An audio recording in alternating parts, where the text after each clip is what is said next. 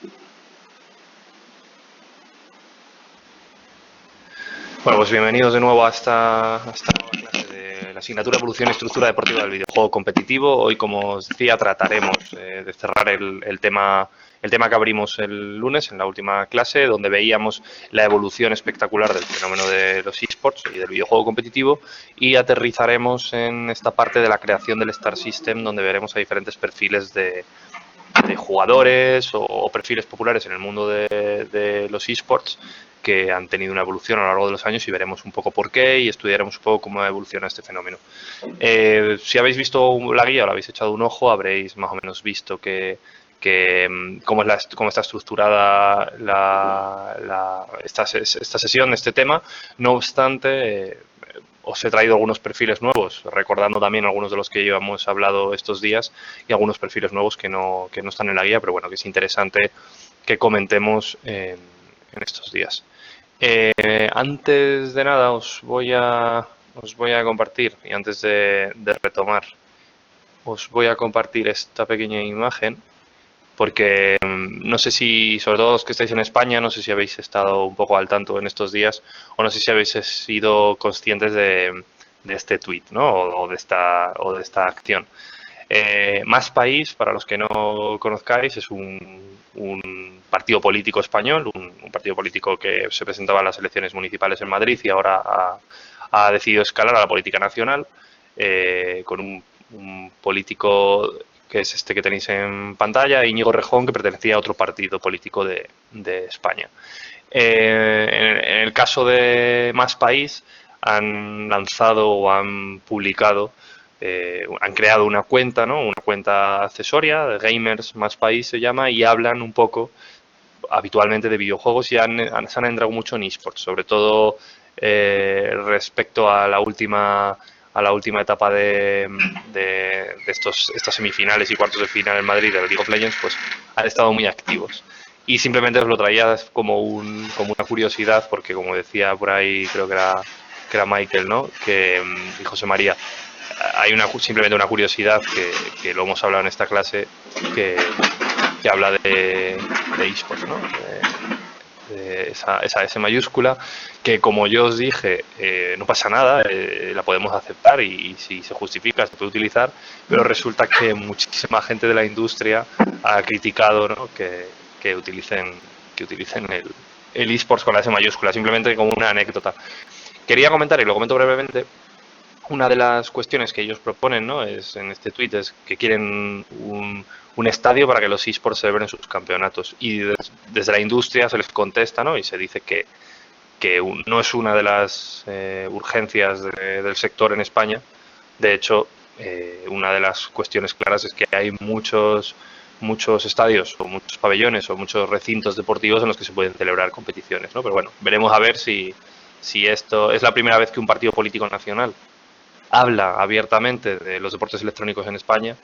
Veremos si una vez pasada la campaña política, tenemos elecciones este fin de semana, pues esto sigue siendo parte de un programa político o simplemente es aprovechar la oportunidad, ¿no? de cara a la campaña y de cara a acercarse a un sector joven, siendo un partido que busca el voto de gente joven en ciertas ciudades. Simplemente por curiosidad lo traía porque, bueno, es una de estas cosas actuales que complementa, ¿no? Sí, dice Javier, ¿no? Que el estadio del Real Madrid, el Santiago Bernabéu, que tendrá un espacio dedicado a los esports. En el caso del Bernabéu también hubo una cuestión muy curiosa, os la traigo aquí simplemente como comentario y ya arrancamos la clase. Es que cuando presentó el Real Madrid ese espacio, ¿no? del Santiago Bernabéu dedicado a esports, presentó un espacio dedicado a League of Legends. O en las imágenes, en la presentación, se veían pantallas de League of Legends, se veían creatividades de League of Legends, y en el estadio, en ese espacio con puestos de ordenadores, había 4 puestos a un lado y 4 puestos a otro, es decir, 8 ordenadores con los logos de League of Legends por detrás y el escenario de League of Legends, ¿no? Obviamente, quien hizo esa presentación, y por eso yo insisto mucho en saber y estar cerca de de los juegos, de entender un poco el fenómeno, porque quien hizo esa presentación o quien confirmó y revisó la presentación no se dio cuenta que en League of Legends juegan 5 contra 5 en lugar de 4 contra 4. Pero bueno, simplemente un comentario. Arrancamos, si os parece, la sesión de hoy. Nos quedamos el otro día bueno, vimos más o menos, si recordáis, vimos un poco la evolución. Paralelamente habíamos visto anteriormente la evolución de los esports a nivel competitivo, ¿no? Y vimos la evolución pues a nivel mediático, ¿no? Con estas presencia en los medios de comunicación en los años 80, con el salto a la televisión, hicimos esa pequeña actividad un poco de analizar qué trataban los programas de videojuegos de la época y cómo se integraba el videojuego competitivo en este tipo de programas. Y hablamos, ¿no?, de cómo ya en los 90 no solo el videojuego, sino también el juego competitivo se populariza un poco.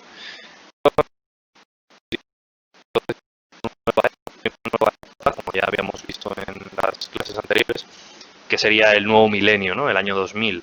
En el año 2000 entra, como habíamos visto, una serie de operadores y hay una evolución en Corea del Sur, bueno, que entra KESPA, ¿no?, con esta organización que busca más o menos aunar los deportes electrónicos dentro del país.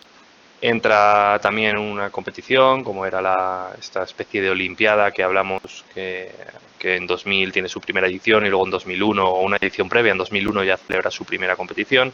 En Corea, al final, los esports, y sobre todo basados en StarCraft y en StarCraft Brood War, se desarrollan de una forma muy, muy destacada. Hay dos agentes, ¿no? Habíamos visto como OGN por un lado y la otra, el otro canal de televisión, MLB, que traían sus dos ligas, ¿no? Sí que es verdad que OGN o OnGameNet ha sido la compañía que más ha destacado y que más ha llamado la atención y que más ha desarrollado el sector, sobre todo en Corea, y la otra ha pasado un poco más desapercibida porque OGN tuvo una salida importante fuera del país, ¿no? Pero también, como habíamos dicho, MBC Game, la otra compañía, lo que era Look TV en su día, también tuvo su liga, ¿no?, su Star League de StarCraft, con sus competiciones, con sus jugadores, emitida en televisión, con comerciales, con patrocinadores, como podéis ver ahí ya, pues Coca-Cola y otros patrocinadores internacionales. Samsung, recordad que era la creadora bueno, la patrocinadora principal de WCG, este torneo olímpico, este pseudo torneo olímpico. Entonces Corea al final engloba o desarrolla una estructura competitiva muy importante. Como estaba diciendo, por un lado la cultura FPS, sobre todo en la parte occidental y en Estados Unidos y Europa, y por otro lado StarCraft, este juego de estrategia en Corea del Sur, hace que la comunidad asiática se desarrolle muchísimo. Esas dos ligas que habíamos comentado, que habíamos hablado por encima, se desarrollan en el año 2000 y en el año 2002, en el año 2000-2002, y establecen la base de lo que sería las competiciones de videojuegos profesionales. Venimos de una etapa en la que las competiciones de videojuegos en televisión no son profesionales, son competiciones de videojuegos, concursos, como habíamos visto en esos programas americanos e ingleses. Y ahora ya estamos hablando de una etapa en el año 2000 en el que las competiciones de videojuegos profesionales, con jugadores profesionales, con clubs, con esa estructura que habíamos visto de liga, no solo aparecen en la televisión, no solo aparecen en la televisión coreana, sino que además las propias cadenas o las propias organizaciones que se encargan de emitir estas competiciones son las organizadoras o los operadores principales de esas ligas, los productores y los emisores. Al final está el publisher, ¿no?, Blizzard, que es quien desarrolla el juego, y el resto de la cadena competitiva de ese videojuego lo desarrolla una sola organización, en este caso OGN o la MBC Game, Look TV. Lo que hace esto es que desarrolla una escena con dos competidores claros, que esa competencia lo que hace simplemente es que facilita el desarrollo o potencia el desarrollo cada vez de mejores sistemas de retransmisión, cada vez de mejores narrativas, mayor espectáculo a nivel audiovisual.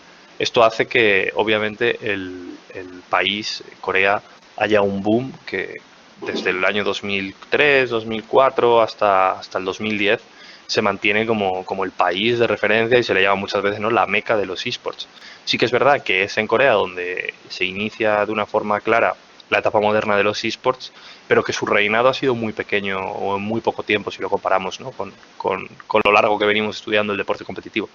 Hoy ha pasado a un segundo plano para nosotros, para Occidente, Corea, porque bueno, hemos desarrollado nuestras propias estructuras, pero un juego como StarCraft, que en Occidente sigue siendo, bueno, ha pasado a ser algo minoritario, en Corea sigue siendo uno de los grandes juegos y una de las grandes competiciones.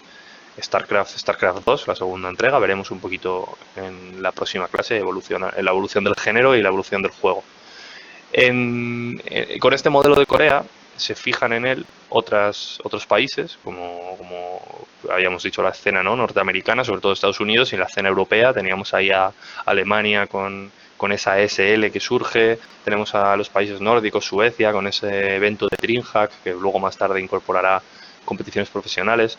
Pero hay también pues canales que empiezan a producir señales de televisión, sobre todo canales por cable, como son XLeague TV o Giga TV, Game One o G4, hasta ya la etapa, y aquí sería avanzar mucho del futuro, que es la etapa actual en la que estamos, ¿no?, en la que ESPN hace un par de años o tres, el canal deportivo por antonomasia norteamericano, se integra en, en este circo mediático, ¿no? ESPN en Estados Unidos, habíamos hablado de Modern Time Group, este gran medio de comunicación sueco, ¿no?, que había comprado SL, que había comprado DreamHack, que había comprado SEA.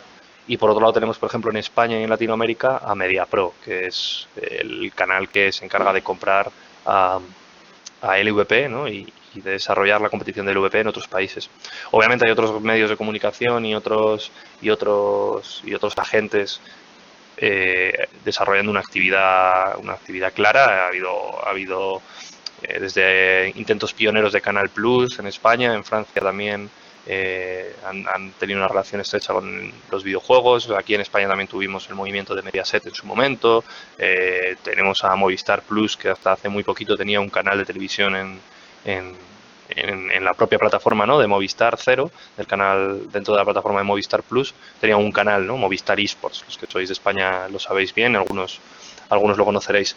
Y otras empresas, ¿no?, otros grandes grupos como A3 Media, que está desarrollando también una estrategia centrada en esports en sus diferentes estructuras. Esto obviamente evoluciona en 20 años, en 2 décadas, desde este año 2000 en el que estamos hablando de que OGN lanza su OSL o su primera liga de StarCraft, su Star League, hasta que, por ejemplo, Movistar Plus lanza su canal en España, pasan casi 20 años. Esta evolución obviamente no surge de la noche a la mañana, pero los referentes claros estaban en StarCraft y en Corea. Que nunca se os olvide que el origen moderno de los esports, que podemos centrar en dos grandes aspectos, es por un lado la cultura FPS, que ya habíamos hablado, y por el otro lado Corea y su dominio absoluto del género RTS y la popularización y la popularidad de StarCraft. ¿Qué pasa? Que en Estados Unidos también tenemos una serie de cuestiones que surgen a principios de los años 2000, sobre todo a mediados de la primera década, la década de los 2000, que nos hacen llamar la atención y que nos ponen sobre aviso de grandes competiciones o grandes hitos del mundo competitivo. Tenemos uno de los casos más pioneros, es este acuerdo, no sé si os acordáis, si recordáis de la última clase que habíamos visto, de la anterior, ¿no?, de la del jueves pasado, habíamos visto cómo esta competición, la de World Series of Video Games, había desarrollado una liga competitiva en Estados Unidos, y en una de sus temporadas acuerda con CBS emitir a través de CSTV y emitir en Estados Unidos en abierto, canal por cable, la primera competición de videojuegos, ¿no?, que se emite o que se retransmite en Estados Unidos. Como veis en ese pantallazo, que simplemente es una imagen de la retransmisión que podéis encontrar fácilmente, si no luego os proporcionaré yo un listado de enlaces. En esta liga podéis ver un poco los elementos claros y los elementos ya que introduce la competición, ¿no? Tenemos a los dos jugadores jugando en este caso, no sé si alguien reconoce el juego, si no me equivoco, Project Gotham Racing 3. que era uno de los juegos de carreras que en ese momento se convirtió en un juego de referencia, y ya tenemos a los dos jugadores enfrentados uno a otro, y además con ese esquema de color tan popular hoy en día en juegos como League of Legends, rojo-azul, ¿no? Para diferenciar a cada uno de los jugadores. No es la única compañía que desarrolla una competición. Esto estamos hablando de 2006, ese mismo año, unos meses más tarde, MLG, que era otra de las grandes ligas que habíamos visto en Estados Unidos, desarrolla junto a Boost Mobile una competición dentro de su Pro Circuit de Halo, de Halo 2 en este caso, y emite su temporada también por cable en USA Network, ¿no? Y luego una segunda temporada, de una forma un poco diferente, en G4TV. Habíamos visto que G4TV era una de las cadenas, ¿no? Uno de los canales que emitía videojuegos y competiciones de videojuegos. Esta MLG Pro Circuit al final es una retransmisión muy tradicional de lo que podemos imaginar hoy como una retransmisión de videojuegos. De hecho, tanto esta WSVG emitida en la CBS, como la MLG, el Pro Circuit de Halo de la MLG emitido en televisión, son los referentes de dos competiciones que se producen, ¿no? O que se desarrollan dentro de la estructura competitiva actual, o como podemos entender una competición hoy. Aquí ya están básicamente todos los lenguajes de esa época. Como dice Noé, con esos pedazos de televisores de tubo, una competición de Halo, que era un juego que en Estados Unidos habíamos visto que había tenido un especial recorrido, también en España lo tuvo, y, y en consolas, ¿no? Que era una de las especialidades de MLG. Tenemos estos dos ejemplos, ¿no? De dos ligas tradicionales, o dos ligas más o menos normativas, ¿no? Vamos a decirlo así, que se emiten en televisión, pero también tenemos otro tipo de espectáculos, ¿no? Otro tipo de espectáculos basados en el mundo competitivo. No sé si algunos conocéis CGS o Championship Gaming Series, que fue un reality show, una competición con un marco de reality show desarrollado en 2007 en Estados Unidos. De manera previa a esta CGS, se desarrolló lo que fue el Invitational, ¿no? El Championship Gaming Invitational, que fue como el capítulo piloto que probó suerte en Estados Unidos a desarrollar una competición de esports. Vamos a llamarlo esports, aunque es una competición más cercana al espectáculo que a la competición reglada y seria, porque tuvo una serie de castings, o sea, no es como una liga con su estructura de liga habitual que se emite en televisión, sino un formato propio de televisión que busca convertir a jugadores en estrellas, o una especie de talent show, ¿no? Entre medias de una competición de videojuegos, de una competición normal y corriente, y de un talent show. Esta competición lo que hizo fue emitir un capítulo piloto, y os voy a dejar por aquí el enlace del capítulo piloto para que lo podáis ver durante unos segundos. Emitir un capítulo piloto en televisión y ver la temperatura que había en Estados Unidos para producir en horarios de máxima audiencia, en este caso en DirecTV, eh, competiciones espectaculares y con un seguimiento mediático especial, con la creación de lo que mejor se les da a los americanos, ¿no? Crear unas estrellas de la nada, ¿no? O jugadores que son medianamente conocidos en la comunidad, convertirlos en atletas televisivos. Os voy a dejar el enlace del capítulo piloto para que le echéis un ojo si queréis un par de minutos y veáis el nivel de espectacularidad del juego. Es mejor que os pase el enlace y lo veáis vosotros directamente a que comparta yo, porque vais a verlo mejor y vais a poder mover el ratón y ver en diferentes momentos. Dadle ahí un par de minutitos y si queréis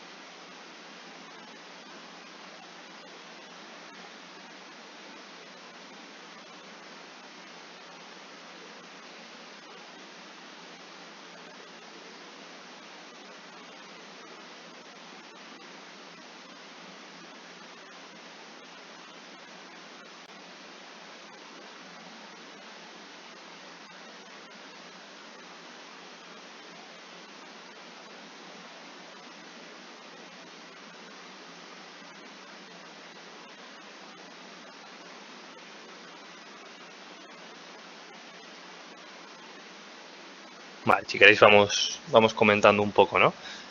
No sé si alguien conocía esta CGS, bueno, en este caso el Invitational, ¿no? El capítulo piloto, el CGI. ¿Alguien había escuchado hablar de él? Es uno de los referentes que se pone.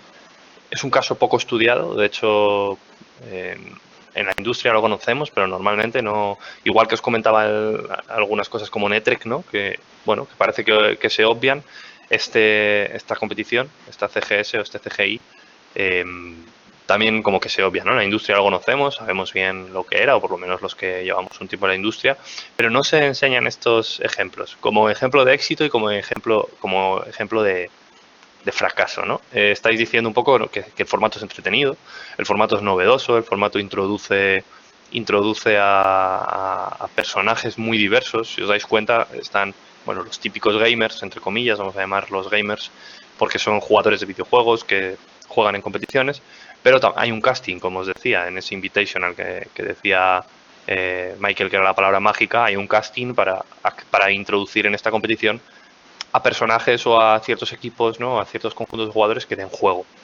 Y además, ahí no es exactamente Gran Hermano, como decía Jesús, aunque lo parece, no es más un estilo Ninja Warrior o algo así, en el que, bueno, si veis ese espectáculo de escenario con el público prácticamente encima de las arenas, cada una de las arenas destinadas a cada uno de los juegos, eh, estamos ante un formato puramente televisivo.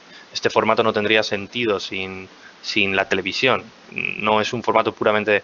Me es indiferente si se hubiera emitido a través de streaming, a través de la MLGTV, o en este caso como se emitió en televisión, ¿no? En DirecTV. Pero es un formato puramente espectacular. Y además, si os dais cuenta, habla de 160.000, ¿no? Creo que dice al principio el presentador, $160.000 que reparte entre los mejores jugadores.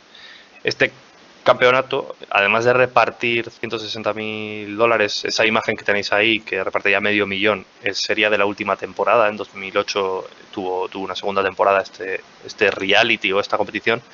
El primer año, ese año 2007, la competición no solo repartía, creo que eran $200.000 en, en premios a los ganadores, sino que además daba, y era una novedad, a los participantes en el reality, a los participantes en la competición, como ¿sabes? Por motivos de royalties, o vamos a llamarlo así, ¿no? Derechos de emisión, derechos de imagen, por salir en televisión, utilizar sus nombres, sus caras, sus imágenes, les daban un salario.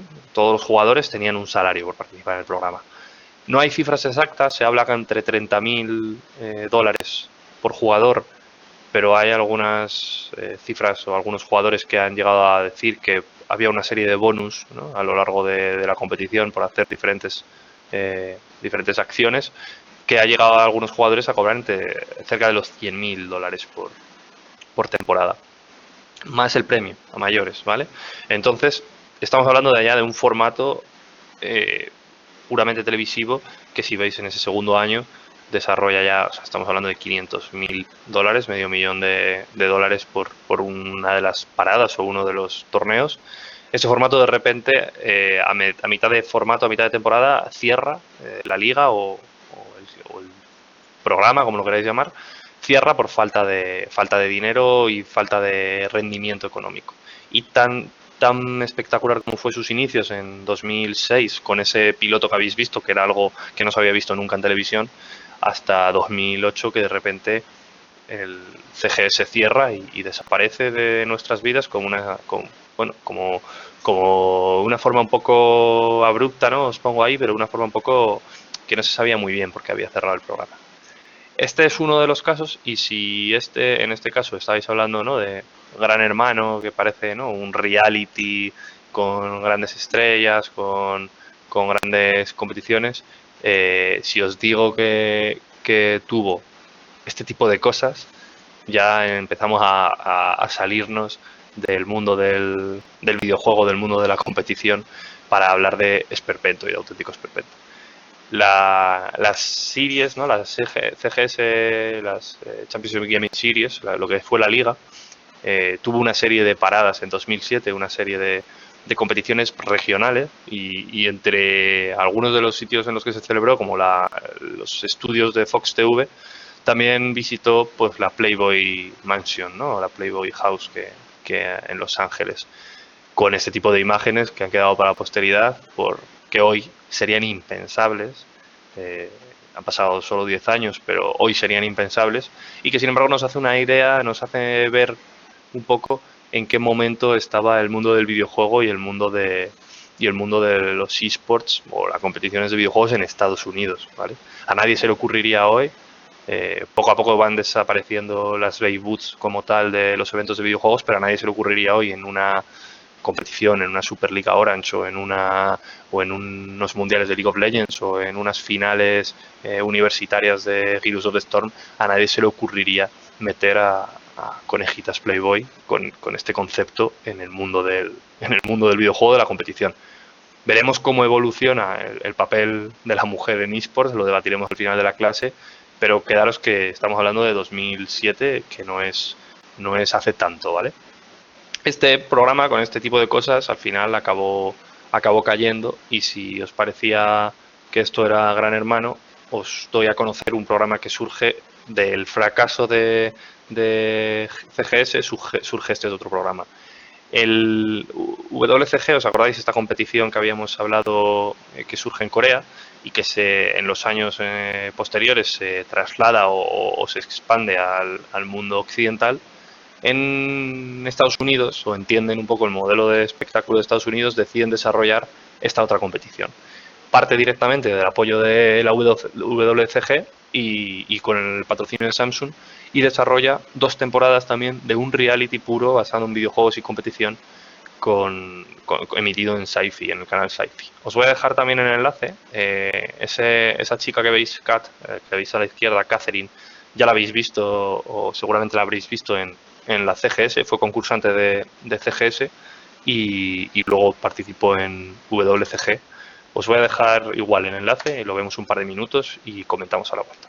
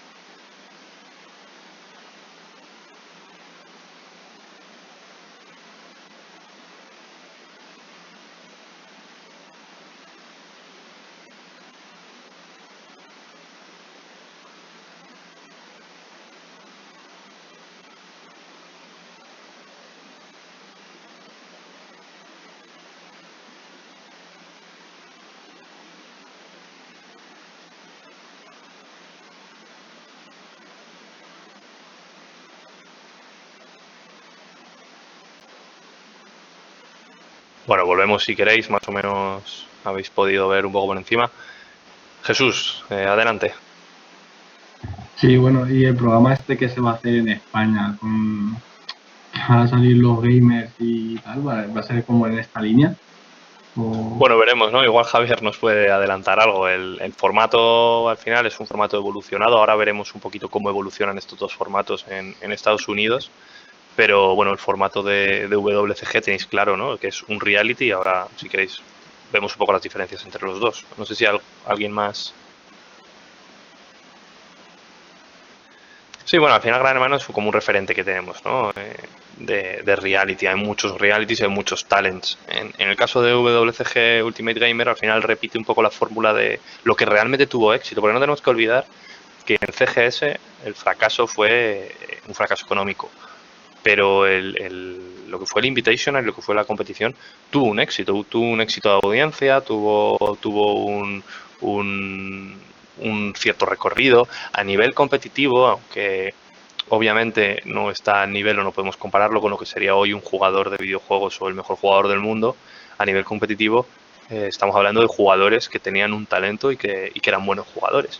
También tenían un talento no solo para el juego, sino un talento para el espectáculo, que también es una de las cosas que hoy se echa de menos en muchos jugadores, ¿no? Al final son jugadores populares, jugadores que están haciendo stream, jugadores que conceden entrevistas, y algunos de ellos, no voy a decir todos, no vamos a generalizar, pero algunos de ellos tienen esa carencia para el espectáculo, ¿no? Para hacer según qué cosas o para tener desparpajo en las entrevistas. Eso se entrena en los equipos actualmente. Se está intentando que el jugador sea también capaz de desarrollar su capacidad comunicativa. Aquí en WCG Ultimate Gamer, obviamente entran otro tipo, no sé si habéis visto un poco los juegos, ¿no?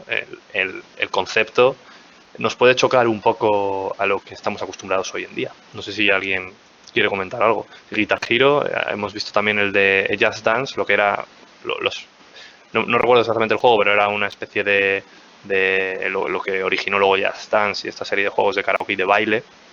Había de Dead or Alive, había un poco de todo.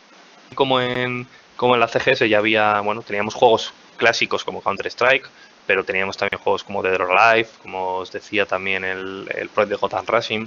En el caso de WCG Ultimate Gamer iba un poco en la línea de lo que era la WCG en 2008-2009. La WCG desapareció o perdió importancia porque pasó de integrar juegos como, por ejemplo, Age of Empires o StarCraft o Counter-Strike a integrar juegos eminentemente comerciales, es decir, Guitar Hero, Just Dance, juegos de este tipo, ¿no? Que son, bueno, juegos que entraban con un patrocinio importante detrás. El publisher tenía interés de que se compitieran esos juegos para promocionar esos juegos, y aunque el juego no funcionara competitivamente como podemos entender un eSport hoy. Bueno, se llevaban José María en aquella época y se siguen llevando hoy este tipo de talents. Antes comentabais Ninja Warrior, ¿no? Al final es un tipo, además es un caso en España es un caso interesante porque teníamos a un periodista tradicional como es Manolo Lama, ¿no? O un comentarista del mundo deportivo que se traslada a Ninja Warrior y a comentar eso, ¿no? Veremos cuando hablamos de Ibai, es un poco de el espectáculo. Tenías la mano levantada, José María, cuéntame. No, que lo que quería decir era que en aquella época se llevaba ese tipo de programas, ¿de acuerdo? Imagino que lo que estaban intentando hacer era una aproximación aprovechando que esos programas estaban de moda, ¿vale? O incluso, no sé, querían hacer algo distinto para romper un poco los esquemas de realities, porque bueno, aquí en España se han visto realities de todo tipo absurdos, ¿vale? Y puede ser que esto fuese también algo así, ¿vale? Buscaré un poco el que fuese Sí, algo distinto. a nivel televisivo, obviamente, aparte de que Estados Unidos nos lleva a España, ¿no? Por poner un ejemplo, imagino que en Latinoamérica también pasó algo así, nos llevaban un par de años de ventaja en los realities a nivel televisivo. Estamos hablando de que 2009 ya van 9 ediciones, casi 9 años, ¿no? De Gran Hermano. Me equivoco, se Sí, estrenó en el año 2000. pero por ejemplo, Y mira, el caso que pones tú de Ninja Warrior, en España el programa se ha vuelto un cachondeo, o sea, es como lo hacen para dar risa, para dar pena, y por ejemplo en Estados Unidos realmente hay gente que vive de eso. O sea, hay profesionales que entrenan, que hay gimnasios para eso, y depende mucho del país y depende mucho del enfoque que le esté dando cada país. Y supongo que supongo que esto sería algo parecido. No me parece que sea la línea que tenían que seguir los eSports. Me parece que tienen que encontrar su hueco, ¿vale? Y me parece que ahora se está consiguiendo. Más que en programas así absurdos como estos. gracias, José María. Si querías decir algo. Vale, bueno, no puedo hablar mucho del tema, pero, pero de TGA sí que os puedo comentar que no se busca, o sea, sí que trata a los esports, obviamente, pero no se busca jugadores que se vayan a dedicar puramente a la competición. Es decir, también busca gente que sepa transmitir y generar contenido. Se buscan más streamers que jugadores profesionales, en el caso de TGA. También se mira que sepan jugar a los juegos que va a tener TGA, pero sin dejar de lado esto, porque estará bastante enfocado a creadores de contenido más que a jugadores. Y lo que comentabais de que quizás este no es el camino de los esports, habría que verlo porque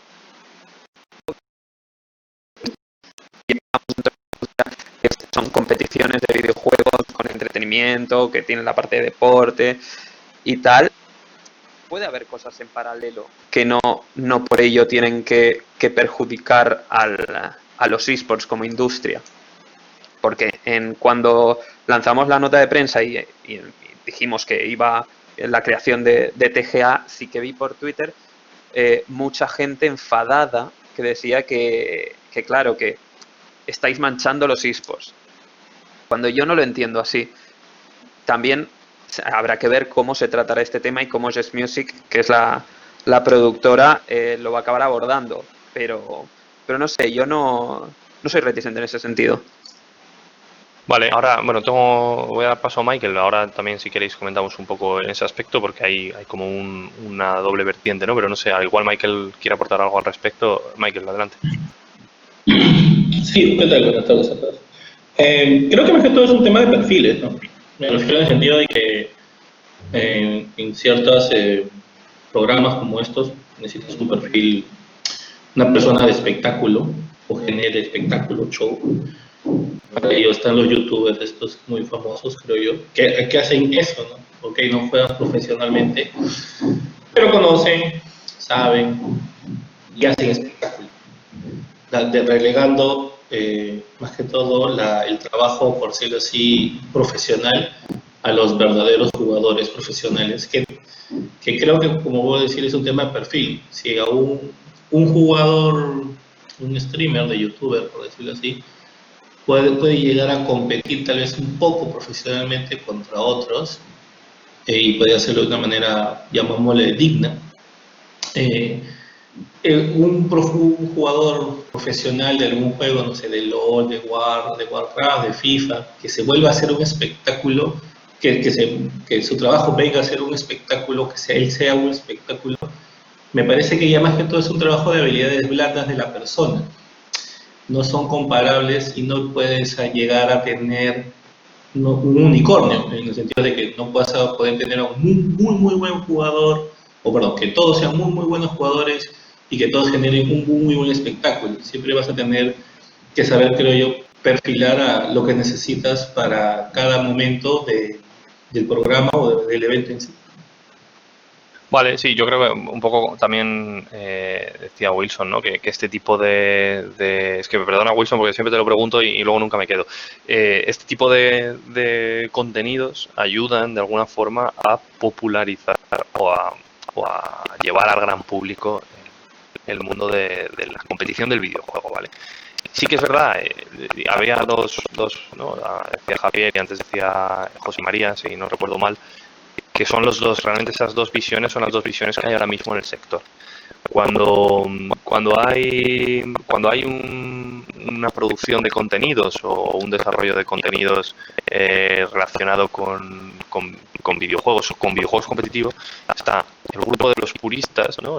Que asumen que eSport solo es 5 jugadores enfrentándose entre ellos simultáneamente por una competición para ver quién es el mejor del mundo, y está la otra visión que es la de, bueno, los eSports no dejan de ser competiciones de videojuegos y dentro de las competiciones de videojuegos puede haber una variedad muy amplia de contenidos asociados que ayuden al sector o que produzcan dinero en el sector, porque al fin y al cabo casos como el de WCG Ultimate Gamer o el de la CGS que hemos visto antes son competiciones que se crean por y para generar dinero, no nos vamos a engañar.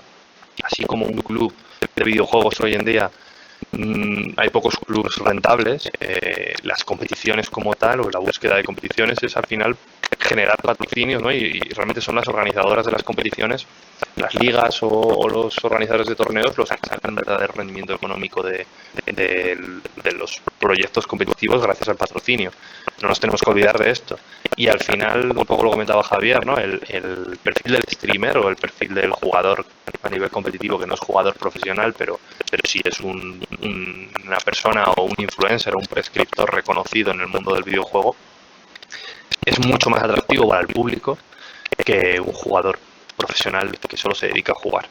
Y digo esto, y lo digo sin ningún tipo de connotación, porque lo comparo, por ejemplo, con el fútbol, ¿no? Hay jugadores de fútbol muy buenos que bueno, han conseguido grandes hitos competitivos, que juegan muy bien, que tienen una calidad excepcional.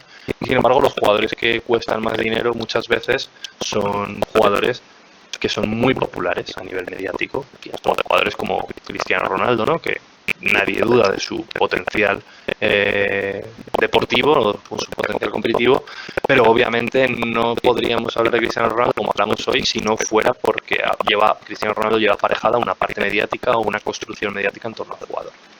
Dicho esto, es diferente un partido de fútbol del Real Madrid contra el Barça que un partido de solteros contra casados o de famosos contra periodistas. Hay siempre que saber delimitar dónde está la frontera entre la competición profesional y la competición espectacular. En el caso de, sí, eso que dice Javier, ¿no? El típico partido del Bernabéu de recaudar fondos para alguna cuestión. ¿Qué pasa qué ha pasado tradicionalmente con este tipo de formatos? Esto es lo que ha pasado tradicionalmente y de esto viene la industria. Y como dice José María, una cosa es el espectáculo y otra cosa es denigrarlo. El sector o los aficionados al sector, y por eso las críticas, sobre todo a la presentación del PGA y también de otros formatos que ahora hablaremos, las críticas llegaron precisamente por esto, porque el sector está acostumbrado a que llegue alguien con dinero, con patrocinio, meta dinero en una serie de cuestiones que no son importantes para el desarrollo del sector y en ciertas ocasiones, y eso pasó con la CGS, destroce la escena en un continente o en un momento determinado.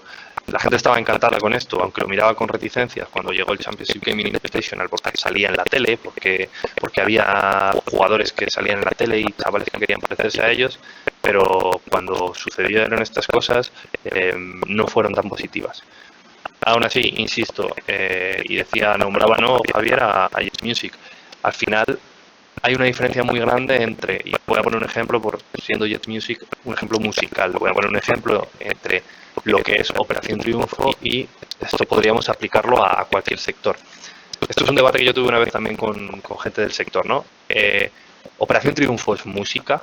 Si hablamos de si estos son esports, Operación Triunfo es música porque lo que está claro es que al final Operación Triunfo es un reality show que busca generar unos talentos, pero no necesariamente son talentos que a nivel musical sean muy importantes. Y al final, en programas como Operación Triunfo o en programas como La Voz o en programas como Factor X, quien juzga a los talentos no son tampoco, no sé, yo ponía un ejemplo con lo de TGA, no es un director de una orquesta sinfónica el que está juzgando la calidad interpretativa de un músico, es un famoso que al final es famoso por algo relacionado con la música y que ha creado una serie de perfil de influencer, ¿no? Con videojuegos pasa lo mismo. Con videojuegos está entrando del mundo de los influencers al mundo de la televisión porque mueven dinero, porque generan impactos y porque atraen a un público que tradicionalmente no estaba en la televisión. Dicho esto, yo creo que lo que comenta Noé es básico. Hay que tener muy claro que la entrada del patrocinio tiene que ir con una lógica y que quien genere el formato no tiene que desvirtuar la naturaleza del sector y que hay terreno para todos. Hay terreno para competiciones profesionales como puede ser el Mundial de League of Legends y hay terreno para competiciones como puede ser WCG Ultimate Gamer o como puede ser lo que sea que salga de TGA, ¿no? de Gamers Academy. Javier, adelante. Que no sé si tú seguramente sepas, porque no lo leí esto, que el año pasado creo que fue eLeague a través del canal TBS hizo un reality de Street Fighter V, se llamaba The Challenger, pero no estoy muy metido y no sé bien cómo funcionó o cómo era, pero por alguna imagen que pude ver reunían a 7-8 personas y ahí luego semanalmente, creo recordar, hacían torneos en formato de evento. Esto era de Street Fighter V. El formato de Challenger, que fue una intención de TBS, de hecho TBS, si recordáis, no es nueva en el mundo del videojuego. Tenemos a TBS organizando, esta es del otro día, teníamos a TBS organizando una de las competiciones que vimos el otro día, una de las primeras, ya llevando un poco a televisión, que era el grupo Turner en su momento. Este de Challenger, al final, parecía que iba a ser un gran formato. También lo intentó esta TBS con E-League, pero no ha sido especialmente destacado. Es decir, ha funcionado, a la escena del fighting no le ha gustado, pero es que la escena del fighting también es muy particular. El E-League mantiene su competición retransmitida en varios juegos. Ha tenido temporadas mejores, temporadas peores. Lo que está funcionando muy bien ahora a Turner son los Majors. Por ejemplo, cuando celebran un Major de Counter-Strike, el Major de E-League funcionó muy bien el nivel de audiencias y funcionó muy bien porque tuvo el tratamiento tradicional o actual de lo que son los eSports y se trasladó a la televisión, ¿no? Entonces, bueno, el formato funcionó. Aún así, a día de hoy, y yo insisto, y es una de las conclusiones de este tema que veremos un poquito más adelante, el lugar natural de los eSports más puros es el streaming y es Internet. Y la televisión es el lugar para formatos de este tipo, como habéis dicho, nada más poner el piloto de CGI o este de WTG Ultimate Gamer, son formatos de entretenimiento. Más allá de la competición, son formatos puros de entretenimiento. Y hay lugar para ellos. De hecho, y os decía que os acordaréis de Catherine, porque vamos a hablar de ella más adelante. WTG Ultimate Gamer tenía esta lógica de incluir a personajes que eran famosos en el mundo del videojuego. Catherine era famosa, ¿por qué? Por varios motivos. Era una mujer, además hacía cosplay y era streamer, o vamos a llamarlo pseudo streamer, ¿no? Y encima fue una de las ganadoras de una de las participantes del CGS, de la CGS. Entonces ya tenía una trayectoria televisiva que la hacía perfecta como prescriptora para entrar en este programa, en este formato y anunciar a las marcas, y tenía ciertas dotes de comunicación como podían tener las MAI, como la podían tener otros competidores de este formato, ¿no? Que al final este formato estaba muy alejado de lo que son los eSports si lo comparamos con este otro. Dime, Noé, y ya pasamos adelante. Sí, una cosa, puede ser que por esta razón ayer con la clase de José Agustín, los medios solo interpretaban en los estudios los streamings o lo que había en internet, que las canales generalistas o canales de televisión no los ponían. Puede ser por esta razón, porque lo incluyen más como un tema de show y no como eSport. ¿Te refieres a nivel de estudio a la hora de mirar los agentes que hay en el mundo de los equipos, los torneos y los media? En los medias solo salían los streamings o internet, no salían canales de televisión o... Hay una doble vertiente aquí, ¿no? Y seguramente José Agustín, si nos lo ha explicado ya, lo explicará en las próximas clases. Hay gente que los introduce dentro del ecosistema y gente que los deja fuera. ¿Por qué? Porque las entradas, y al menos en España se puede extrapolar a Occidente, en comparación de lo que pasó en Corea, que un gran medio de comunicación o un canal de televisión como OGN desarrolla una estructura competitiva pura y le funciona. En España, en Estados Unidos, las entradas de los grandes medios de comunicación han sido centradas en el espectáculo y no en los eSports. De hecho, ha habido ejemplos, ¿no? Yo estuve trabajando en Mediaset varios años y yo entré a trabajar en un proyecto que era retransmitir a través del entorno de Mediaset la liga de videojuegos profesional. Y la intención era clara, la intención era empezar a retransmitir la liga en el entorno digital de Mediaset para que tuviera reflejo en televisión. Fíjate que al final se emitía en streaming, se emitía a través de Mitel, que era la plataforma Mitel Online, la plataforma de streaming de Mediaset, y los datos eran ínfimos en comparación con los datos en Twitch. Hay muchos motivos para esto, ¿no? Y al final hay formas de interpretarlos muy diferentes, pero el público estaba más acostumbrado a la plataforma y veía las competiciones que le echaran en esa plataforma. Es decir, el público de YouTube ve lo que le echan en YouTube. Si le llevan al Rubius a la televisión, puede que vea la televisión, pero no lo sabemos. Hasta ahora, lo que nos ha demostrado el mundo de los videojuegos o de los influencers en televisión es que el lenguaje es la plataforma original. Y es Twitch, es Azubu, es las plataformas que surjan. Veremos a ver ahora, por ejemplo, qué pasa con el traslado de de youtubers o de streamers a Mixer, ¿no? Y a Facebook Gaming. Hay gente que en Twitch solo consume Twitch y no consume Facebook Gaming ni consume YouTube. Pero sí que es verdad que ha habido un arrastre de público de Twitch a Mixer. De hecho, Twitch es la primera vez en no sé cuántos años que pierde audiencia. Porque canales como el de Ninja se han ido a Mixer y eran canales que aportaban muchísima audiencia a Twitch.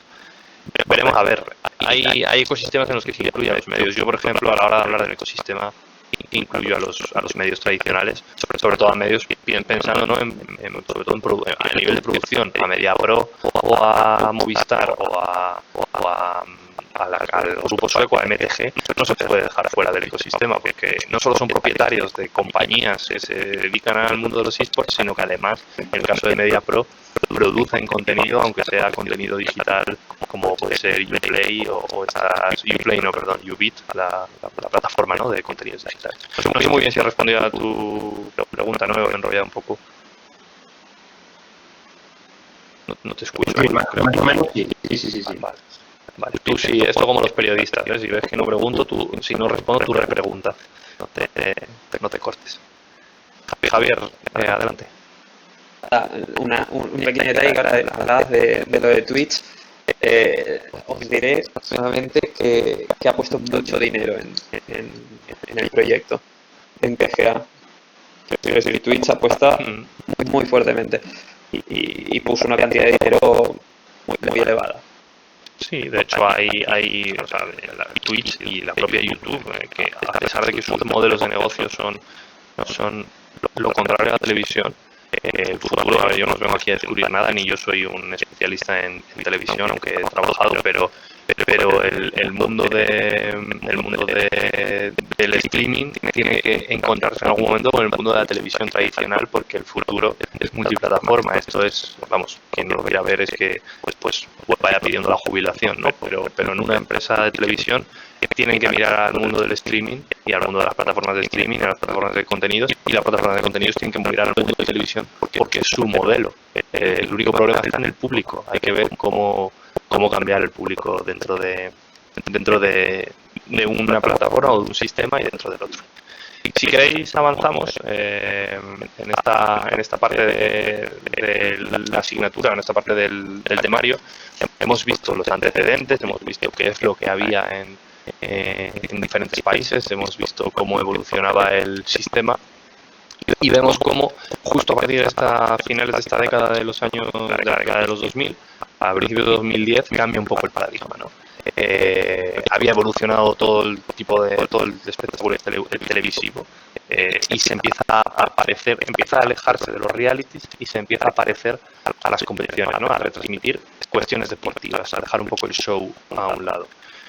En este momento, al final, el desarrollo de Internet en países, en pueblos, en ciudades secundarias, en que entra la fibra básicamente o el ADSL de alta velocidad en muchas casas, las plataformas de streaming, las Twitch, YouTube, empiezan a dominar totalmente el sector, el panorama de los esports.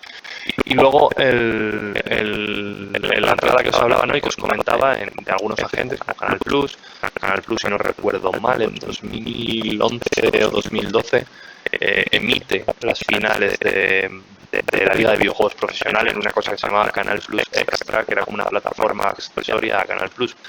Yo fui realizador de una de esas competiciones y yo recuerdo, ¿no? Que ya trabajábamos con una lógica pensando en, vale, eso se emite en YouTube, se emitía en Twitch, en YouTube, y además tenemos que pensar que esto tiene que ir a Canal Plus. Entonces teníamos que tener unas cuestiones ya pensando en la emisión al mundo de la tele, ¿no?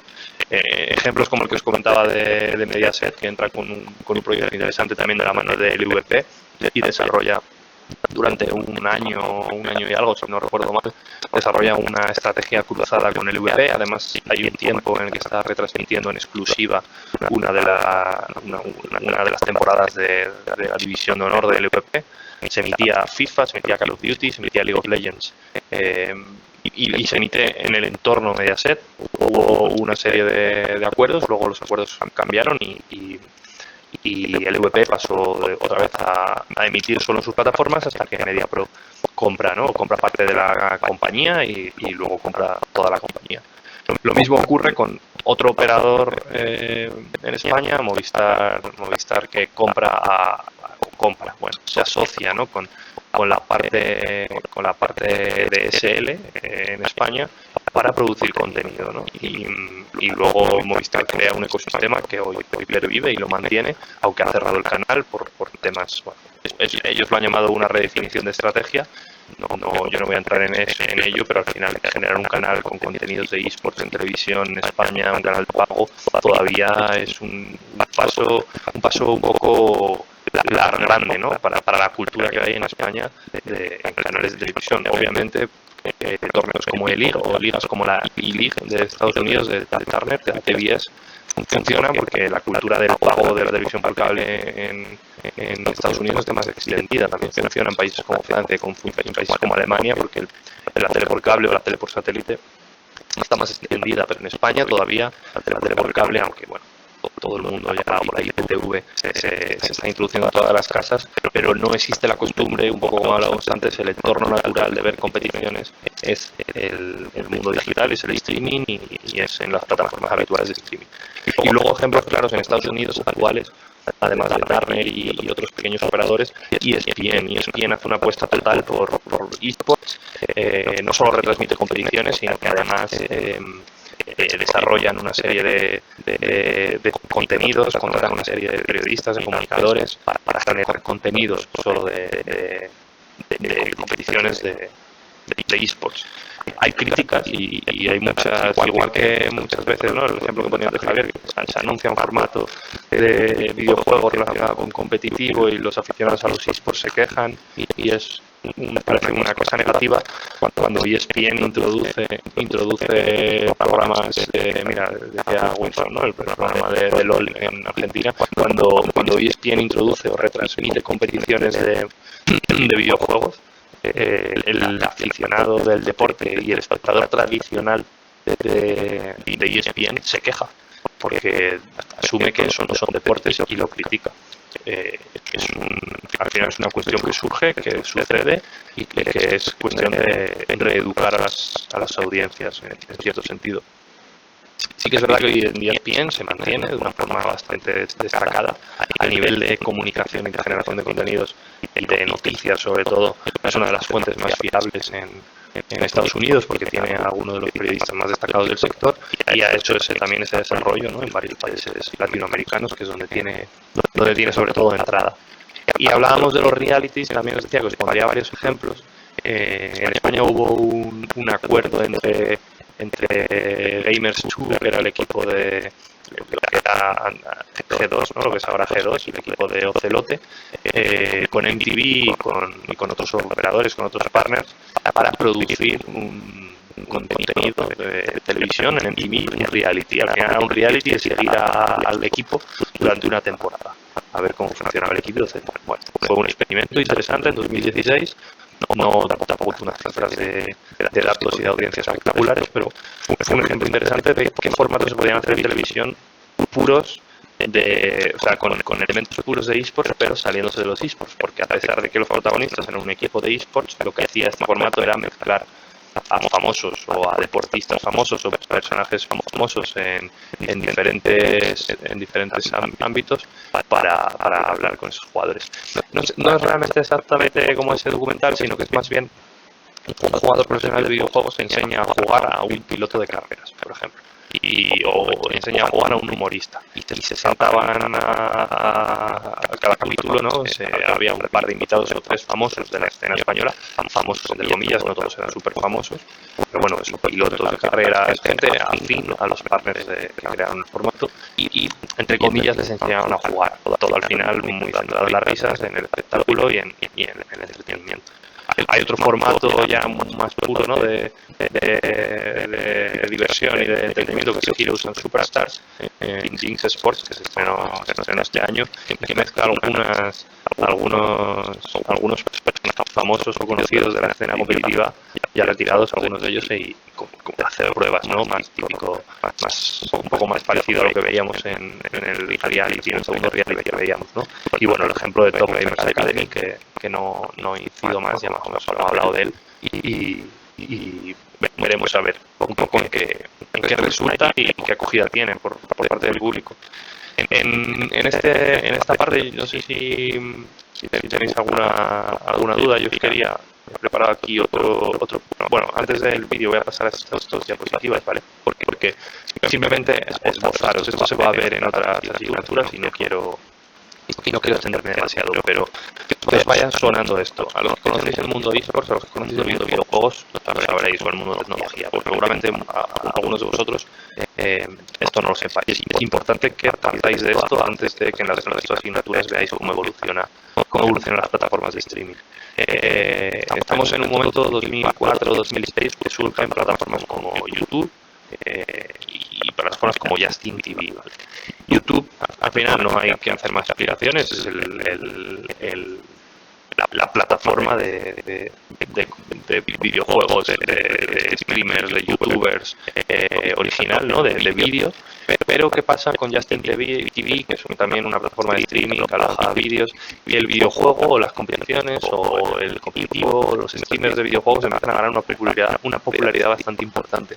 Y en 2011 lo que era una sección dentro de Justin TV, que se llamaba Twitch fagocita a la página o a la plataforma padre, a la plataforma madre, y la sustituye. Justin TV cierra en 2011, se convierte en Twitch, y Amazon sabe ver la oportunidad de comprar Twitch para competir con Google, para competir con YouTube, y la compra en 2014, ¿no? Por casi $1.000 millones, casi un billón casi. Al final lo que hace esto es sentar una guerra clara en el mundo de la retransmisión de videojuegos. Por otro lado tenemos una compañía menos conocida, pero con una penetración bastante interesante en Asia, que es Fubu, que surge en 2012. Más tarde compra Hitbox y luego, bueno, después de un proceso de reestructuración, acaba convirtiéndose en lo que es hoy Smashcast, que en países como España o incluso en Estados Unidos es un proveedor de servicios menos conocido, una plataforma menos conocida, pero sí que es verdad que Fubu, dentro del mundo de los eSports, os hablarán de ella seguramente, porque tuvo mucha presencia. Y luego tenemos que pensar en cómo han evolucionado los servicios de streaming, ¿no? Aquí en España, en Occidente y en Estados Unidos, en Europa, en Latinoamérica, hablamos mucho de YouTube, hablamos mucho de Twitch. Hay que tener en cuenta que en Corea en 2003 ya existe GOM.tv, una plataforma, un servicio de player de Windows, ¿no? Para Windows, con genera contenido y se puede ver contenido y empieza a organizar, que esto es muy curioso de Corea, porque Corea lidera de alguna forma el sector. La plataforma comienza a organizar ligas, de hecho se convirtió en 2010 en la operadora oficial de la GSL. Tiene una reestructuración en 2013 para centrarse un poco en eSports de otra manera y al final acaba cerrando, ¿no? Pero Africa TV, que es una compañía que también es una plataforma que surge en 2005, es en este momento, ya 10 años más tarde, cuando se convierte o cuando se traslada al mundo de los eSports completamente como operador principal. Africa TV, más o menos por entenderlo, es una especie de Twitch. Sería lo que hoy entendemos como Twitch en España, en Latinoamérica, en Estados Unidos, para el mundo asiático y sobre todo para Corea. Y hoy en día África es la organizadora de competiciones como GSL. Y luego pues tenemos en el mundo occidental la entrada, ¿no? de dos agentes interesantes que nos van a dejar muchas noticias seguramente estos próximos años, que son por un lado un gigante como Facebook con Facebook Gaming y Microsoft con Mixer. Mixer se crea en 2016, tiene un desarrollo muy tímido y el primer movimiento de Mixer es el dinero que le pone a Ninja, a Tyler, para decirle deja a Twitch, vente a Mixer y vamos a ver qué pasa. De hecho, estudiaréis seguramente en la última asignatura, en la que con Fernando Cardenete, sobre las plataformas de contenido y sobre evolución de medios en el mundo de los eSports. Seguramente estudiaréis el caso este de del fichaje de Mixer, de Ninja por Mixer, lo que lo hemos hablado, lo hemos comentado y seguramente os lo traerá a la asignatura y lo veréis con detenimiento. Quienes no lo conozcáis y quienes lo conozcáis, pues veréis un poco las cifras, veréis un poco cómo ha evolucionado, si le ha salido bien este movimiento a un youtuber tan importante, a un streamer tan importante como Ninja, que es una de las personalidades en Estados Unidos y en el mundo del videojuego en general más importantes y con uno de los datos más espectaculares que podemos imaginar. No sé si de esta parte tenéis alguna cuestión o alguna duda. Yo simplemente quería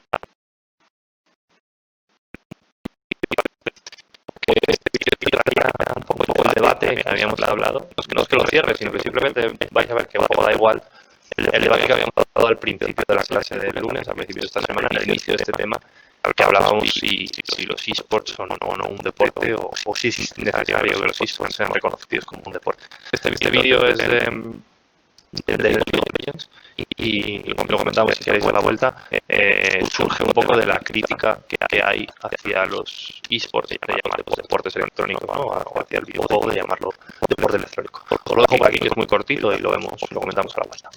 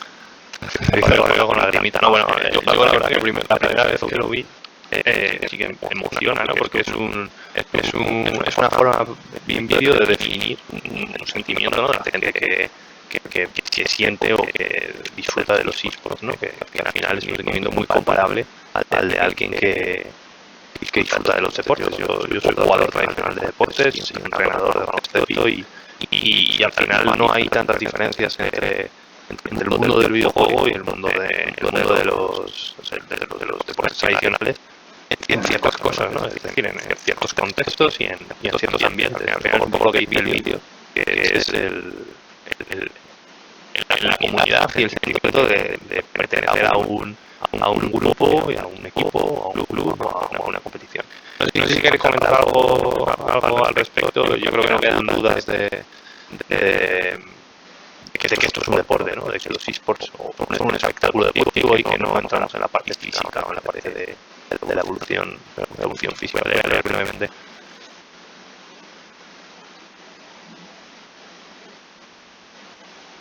Sí, eso es. Al final, ¿no? Uno de los argumentos negacionistas de los esports es el de siempre, ¿no? El de estos son videojuegos, ¿no? O hay un que dice, ¿no? Sobre todo Jimmy, que creo que es, no recuerdo mal, que dice que ver a jugadores de videojuegos, o sea, no es ver deportes, es como ver, no es ver fútbol, es ver a gente jugar al fantasy fútbol.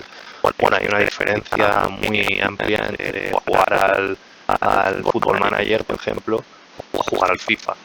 Obviamente también hay una diferencia jugar al fútbol, pero son cosas diferentes. Y ya no hablamos de fantasy, ¿no? De un comunio. Si no tenemos que hacer un ranking de esports o de qué es más esports, obviamente el comunio estaría abajo del todo. No sé si queréis aportar algo aquí, si no pasamos al siguiente tema. No sé si alguien aún le queda dudas. Se puede hablar de que esto es un deporte y hay argumentos. Hay investigadores en el mundo de los esports, sobre todo en actividades físicas y ciencias del deporte, que niegan, ¿no? que el esports sea un deporte, y tiene toda la razón. Desde el punto de vista de las actividades físicas y el deporte se puede hablar igual del ajedrez, que no es un deporte, pero bueno, es un juego que se juega competitivamente, igual que cualquier deporte. Aparece, ¿no? Como dice Javier, aparece Rick Fox. Él tiene un equipo, ha tenido un equipo, ha sido fundador de un club y ha hecho mucho, ha trabajado bastante por el reconocimiento de la industria de los esports a nivel competitivo en el mundo de los videojuegos. Sí, bueno, eso es lo que estamos ahora, ¿no? Que genera dinero y el hecho de que genere dinero hace que mucha gente se fije en él. Hay dos claves, ¿no? en el mundo de los esports. Por un lado genera dinero y por otro lado tiene unas audiencias a las que es difícil llegar por otros medios. No hay más. El momento de los esports es ahora, porque la gente que consume esports no consume medios tradicionales. Y por otro lado mueve económicamente, mueve dinero, porque al haber una audiencia, colocar patrocinios puede tener mucho impacto sobre los patrocinios. También es de like, lo veréis en los patrocinios, que ha habido empresas que se han dado un buen batacazo al intentar invertir en este sector y no ha servido de nada. De hecho, y con esto cierro, ¿no? Hay una parte que se critica también, un argumento negacionista, que se dice que el eSport viene a matar al deporte, ¿no? Y ayer, hoy me lo preguntaban en una entrevista que me hicieron en eSports, viene a matar al deporte, me preguntaban, y yo va a acabar, ¿no? en esta vorágine de acabar con las relaciones personales. Hombre, podemos ver WhatsApp o Facebook como una herramienta que ha acabado con nuestras relaciones personales, o podemos ver WhatsApp o Facebook como una herramienta que nos permite comunicarnos con las personas o nuestros conocidos que están lejos y con los que no podemos comunicarnos de otra forma. Obviamente, sin la tecnología y sin las plataformas de comunicación y internet, podríamos estar teniendo estas clases y no podríamos tener estas formaciones o este máster. Si los esports vienen a destruir el deporte, yo creo que la respuesta es no. Los esports vienen a hacer la evolución tradicional, la evolución lógica de lo que es el deporte, y vienen a complementar el escenario, el panorama tradicional del deporte. Ni más ni menos. Eso es, también os digo, una opinión absolutamente subjetiva por mi parte. Sí, eso ya lo hablamos ayer, ¿no? Pero es el argumento que yo utilizo siempre, es el argumento que se utiliza, ¿no? Que sobre todo en la discusión de esto es un deporte o no. Bueno, vamos a ver primero qué entiendes por deporte. Y en función de lo que tú entiendas por deporte, te contestaré si es un deporte o no. Si tú entiendes por deporte correr mucho en una pista, esto no es un deporte.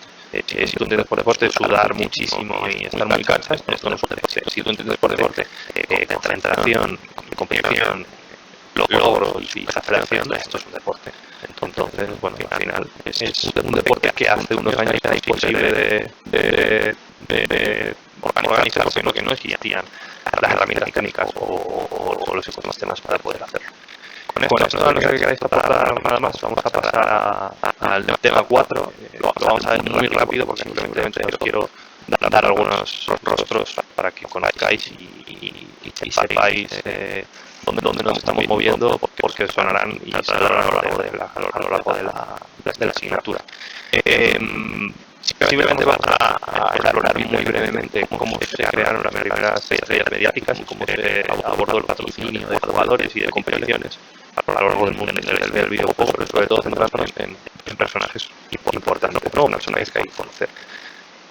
seguramente toda la parte de patrocinio, pues, bueno, seguramente, yo toda la parte de patrocinio, industria, creación, de marketing y todo esto, no voy a entrar mucho, aunque ya, perdón, tenéis un apartado pequeño, porque esta parte la vais a ver en las asignaturas 4 y 7, vale, pero simplemente, bueno, ya hemos hablado un poco de lo que era las competiciones de videojuegos como un escaparate para una marca, lo que vimos en los años 80, que ya había patrocinadores, vimos, ¿no? Taco Bell, vimos Nike, ya patrocinaban a jugadores, y se convirtió al final en un placement más, un escaparate más para empresas que quieren vender un producto, en este caso a un tipo de público que eran los aficionados a los videojuegos. Hay una evolución larga, progresiva, cada vez mayor entre, al principio las primeras ediciones estaban avanzadas y patrocinadas solo por empresas no de informática, sino de videojuegos, bueno, y informática también, ¿no? Por las propias publishers, por los propios creadores de las plataformas, de las consolas, de las máquinas recreativas. A finales de la etapa recreativa ya se introducen grandes cadenas o grandes marcas, por ejemplo, simplemente Blockbuster.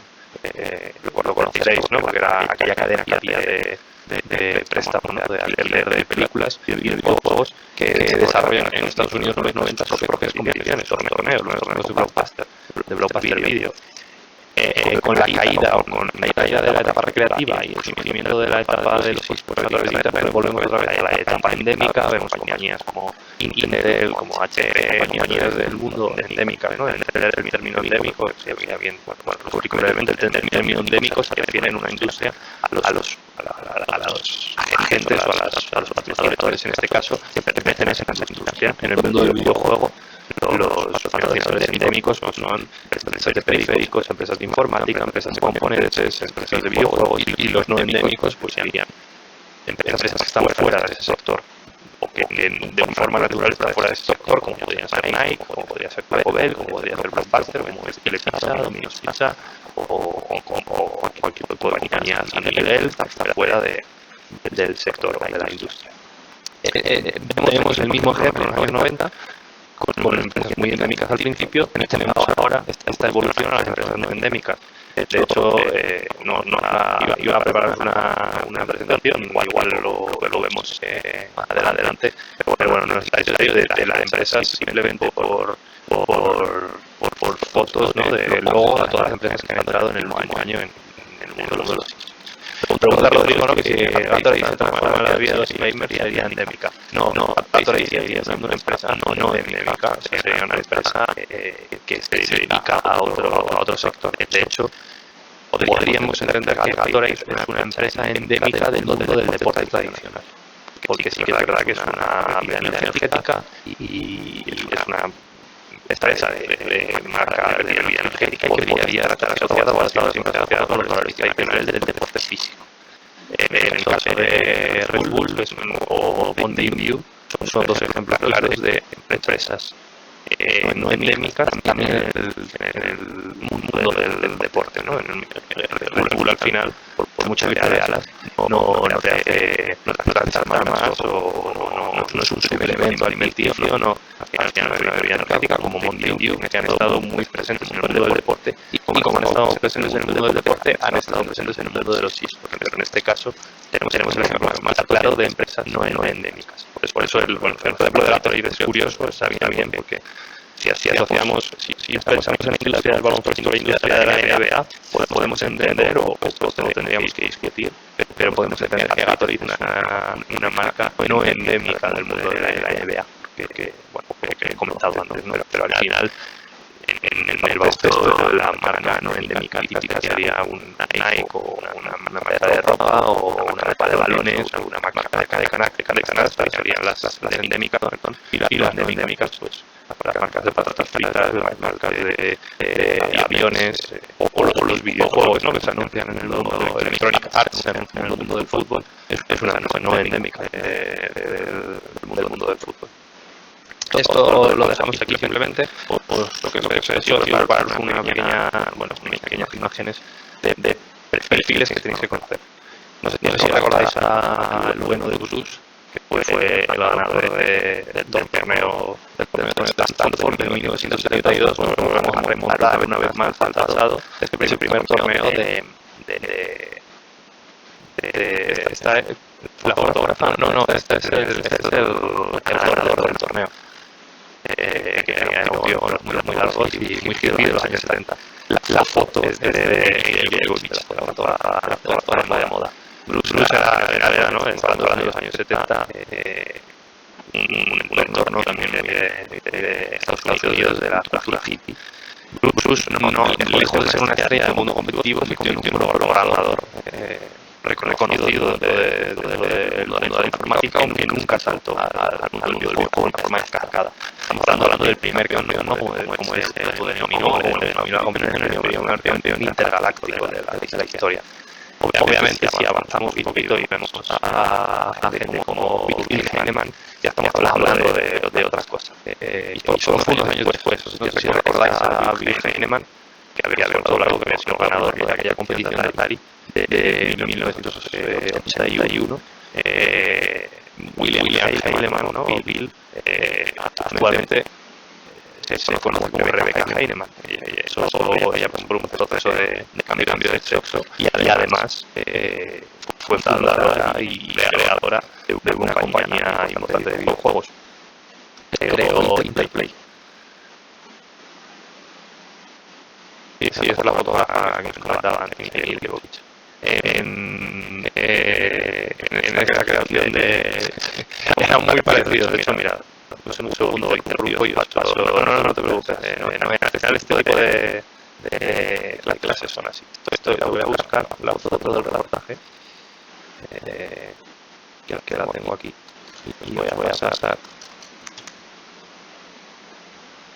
para que veas, mira, podéis ver en esta primera foto de PC Gamer, podéis ver a Bruce con su camisa y sus pelos largos, con otros compañeros con sus camisas y los pelos largos pasándose por el estudio, ¿no?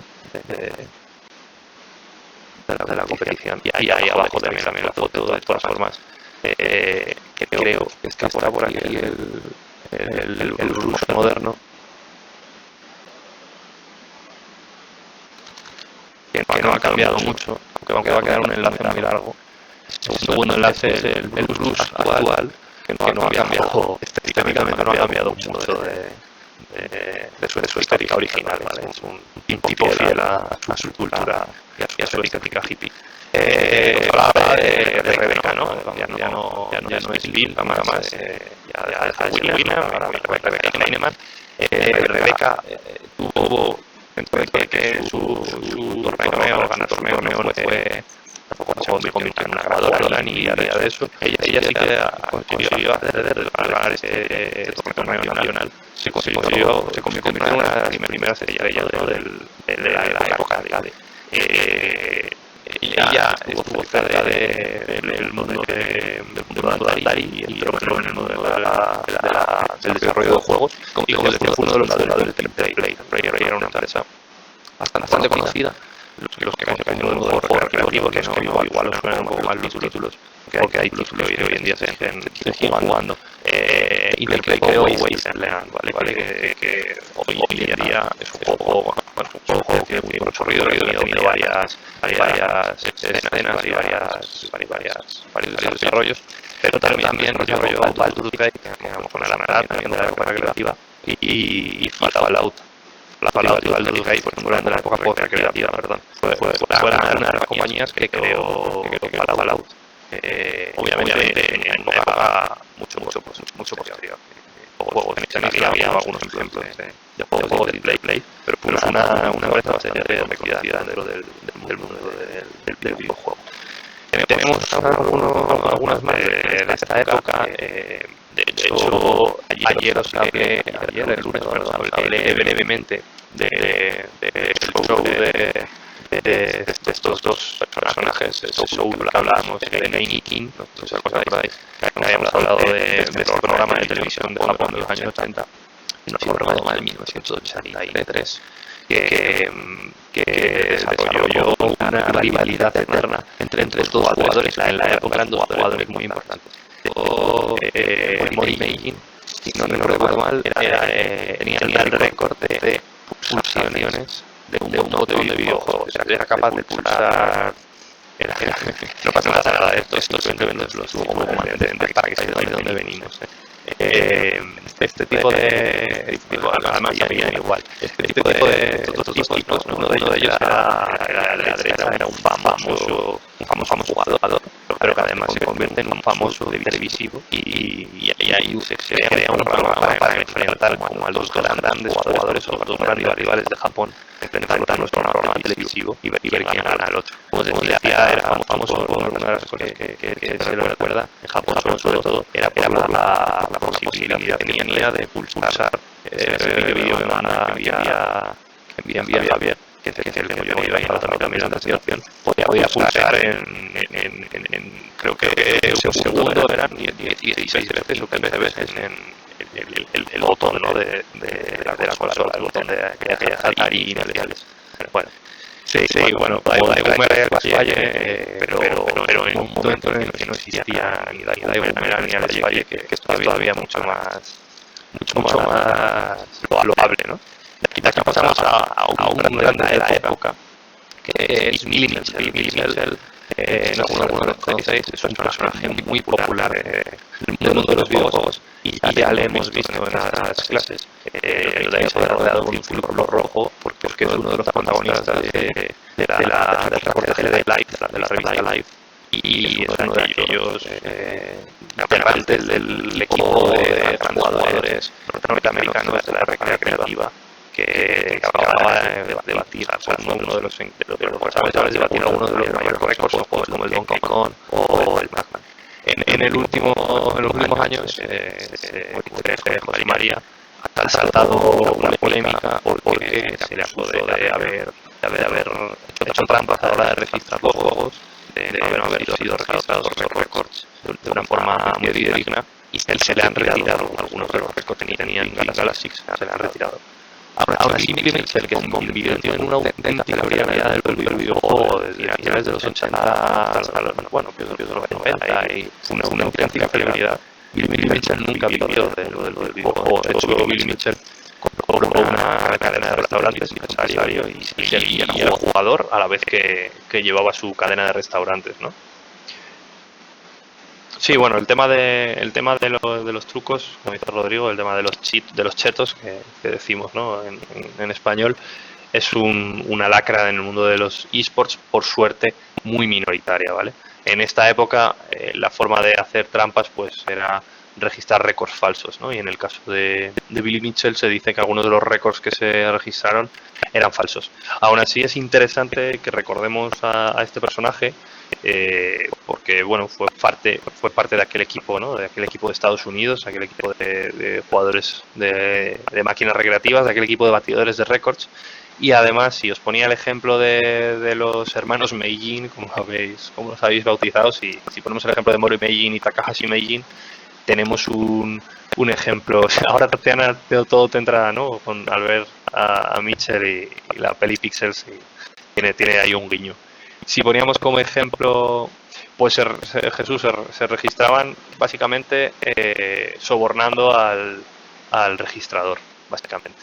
Y luego, pues a lo mejor que si se podía de alguna forma hacer una pequeña modificación del juego, o se registraba en una versión diferente del juego que se estaba batiendo, ¿no? Por ejemplo, imaginaros que había una pequeña modificación de una máquina recreativa de Pac-Man. Si se tenía que hacer en la máquina oficial y no en una máquina versionada, pues se registraba el récord en la máquina versionada, que a lo mejor porque fuera era más sencilla.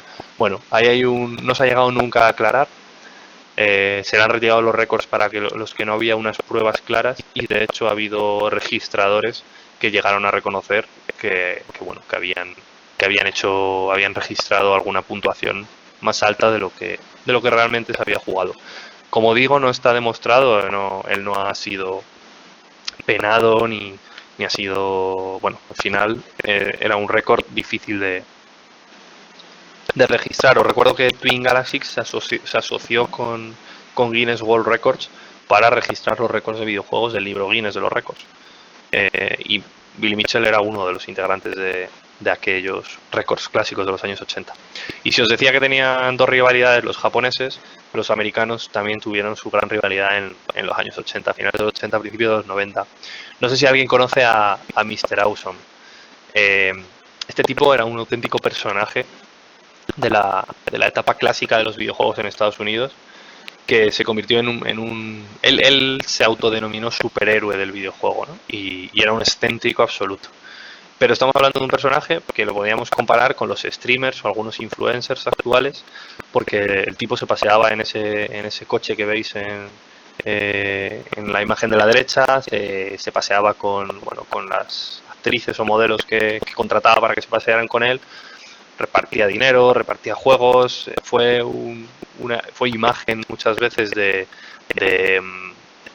marcas y imagen comercial de publishers, a veces con críticas, otras veces sin críticas. Os recuerdo que si en 2006 se podía jugar una competición de eSports, en 2007 en la mansión Playboy, ¿qué nos voy a decir de los años 80 y el tratamiento de la mujer y la asociación, ¿no? o el papel de la mujer en el mundo del videojuego, a pesar de que había mujeres que también jugaban en las máquinas recreativas? Mr. Awesome además fue muy polémico porque tuvo una rivalidad muy declarada y muy clara y pública con Bill Mitchell, y fue uno de los primeros en acusarle de los récords falsos. Mr. Awesome, además de ganar dinero con los videojuegos, el tipo protagonizó, eso que veis ahí son portadas de sus propios cómics, ¿no? Y protagonizó una serie de productos asociados al mundo del americanismo, como diríamos hoy, ¿no? El típico americano blanco, hombre heterosexual, que con éxito, bueno, en el mundo del videojuego, que era una cosa un poco esperpéntica. Aún así, está bien recordarle, sobre todo para comparar a Mr. Awesome con lo que vino después. También conocéis a Thresh.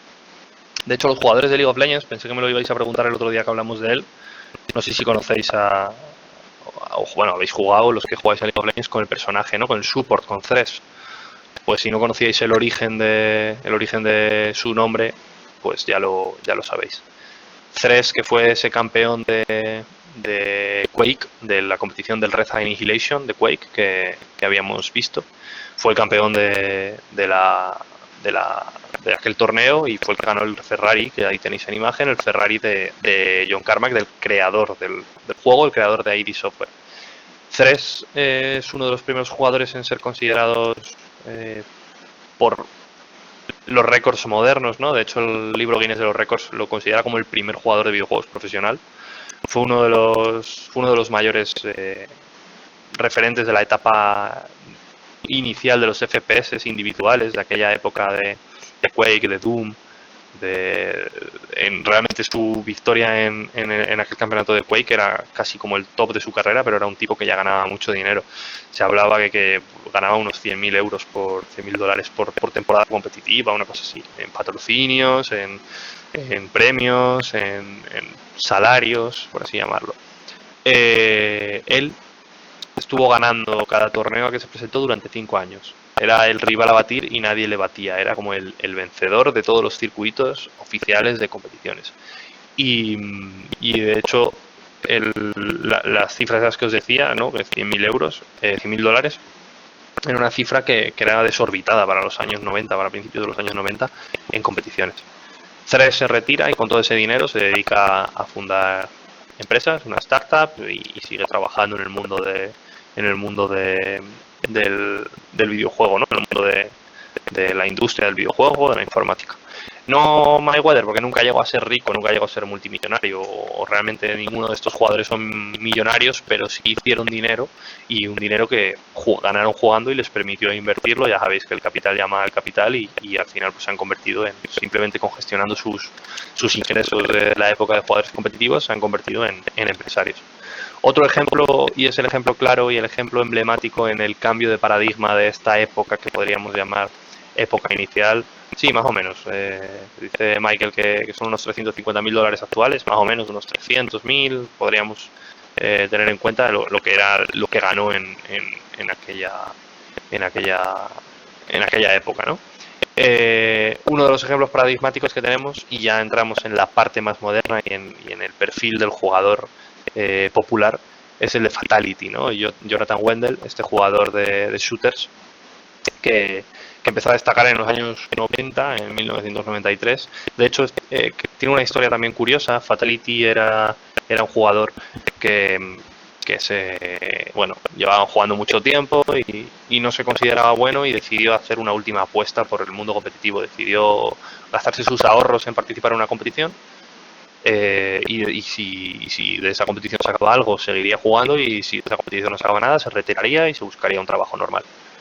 La suerte que tuvo es que la ganó un buen dinero en el premio, y a partir de entonces pudo dedicarse a jugar a videojuegos. De hecho, no solo se dedicó a jugar a videojuegos, sino que se convierte en uno de los referentes de los patrocinios personales. Decíais antes, ¿no?, de Gatorade, la bebida para los e-gamers. Pues ojito al anuncio de la izquierda, ¿no? Comida para gamers. Si hablábamos que las sillas gaming, ¿no?, o los ratones o los auriculares muchas veces son un reclamo meramente de diseño, imaginaros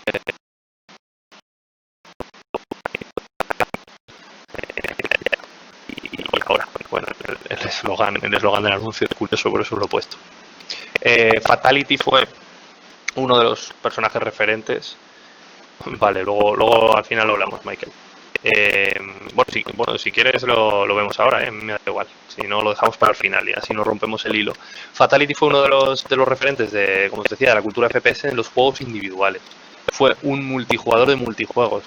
De hecho, él decía que no era bueno, que no era un buen jugador, pero que siempre fue constante y que era capaz de machacar los juegos y suplir su falta de reflejos, o lo que hacía era echar horas a los juegos. Fue ganador en juegos como Quake 3, ganó en el Aliens vs Predator, ganó en el Painkiller, en Doom 3, en Unreal Tournament, ganó en muchos juegos y se convirtió en una referencia para las marcas. Si lo veis ahí, por ejemplo, en la foto de la derecha, tenía su propia placa base. Estamos hablando de los años 2002, 2003, 2004. Una época bastante iniciática para lo que sería patrocinar placas base de placas gaming, ¿no?, como las conocemos ahora. Es uno de los que os decía que su carrera terminó en el momento en que Counter-Strike y los juegos de equipo entraron a formar parte del universo competitivo, porque no supo adaptarse al juego en equipo y dejó su carrera competitiva, aunque ha seguido siendo miembro activo de la comunidad. Está en el Hall de la Fama de los eSports junto a Thresh. Es un personaje conocido. Otro perfil diferente, os hablaba antes de ella, ¿no?, de Catherine Gunn Mystic, más conocida como Mystic o Cat Gun. Ha tenido varios motes a lo largo de la historia competitiva. Ella se convirtió en una celebridad a nivel mediático en los años 2000, 2007, 2008, porque participó, como os decía, en ese primer reality que habíamos visto americano, en las CGS, en aquella competición en la mansión Playboy y demás, y participó en la segunda temporada del WCG Ultimate Gamer, el reality que hemos visto con el Guitar Hero y con esos juegos un poco más alejado del mundo de los eSports. Ganó. No solo se llevó $100.000 del premio, sino que si además tenemos en cuenta que habíamos dicho que en la CGS ganaban entre $30.000 y $100.000 con bonus y demás, estamos hablando de que ha sido o así fue reconocida por el libro Guinness de los récords, la jugadora con mayores ganancias a nivel competitivo, ¿vale? Porque aunque ella es un poco el ejemplo ese que comentaba Javier, ¿no?, de perfiles más cercanos al streamer y menos cercano al jugador profesional, más cercano a un perfil comunicativo. Bueno, Catherine hoy en día sigue presente en el mundo de los videojuegos, a pesar de ha tenido muchísimas críticas. Ya sabéis, bueno, si no lo sabéis, existe una crítica constante contra la mujer en el mundo del streaming, porque muchas veces se dice, ¿no?, que están en cierto sitio por ser mujeres, o que tienen más popularidad por ser mujeres y no por su capacidad de jugar a videojuegos. Es un debate en el que no vamos a entrar ahora, pero lo podemos dejar un pelín al final. Y ella pues ha seguido haciendo streamings, ha seguido colaborando con marcas, ha sido representante y embajadora de marcas de videojuegos, ha estado vinculada al mundo de los eSports y ha sido bueno, es cosplayer, hace cosplays, asiste a eventos. Bueno, es un personaje curioso para estudiar como es una de las mujeres pioneras en destacar en el mundo de la competición de videojuegos. En el mundo del videojuego, pero también en el mundo de la competición.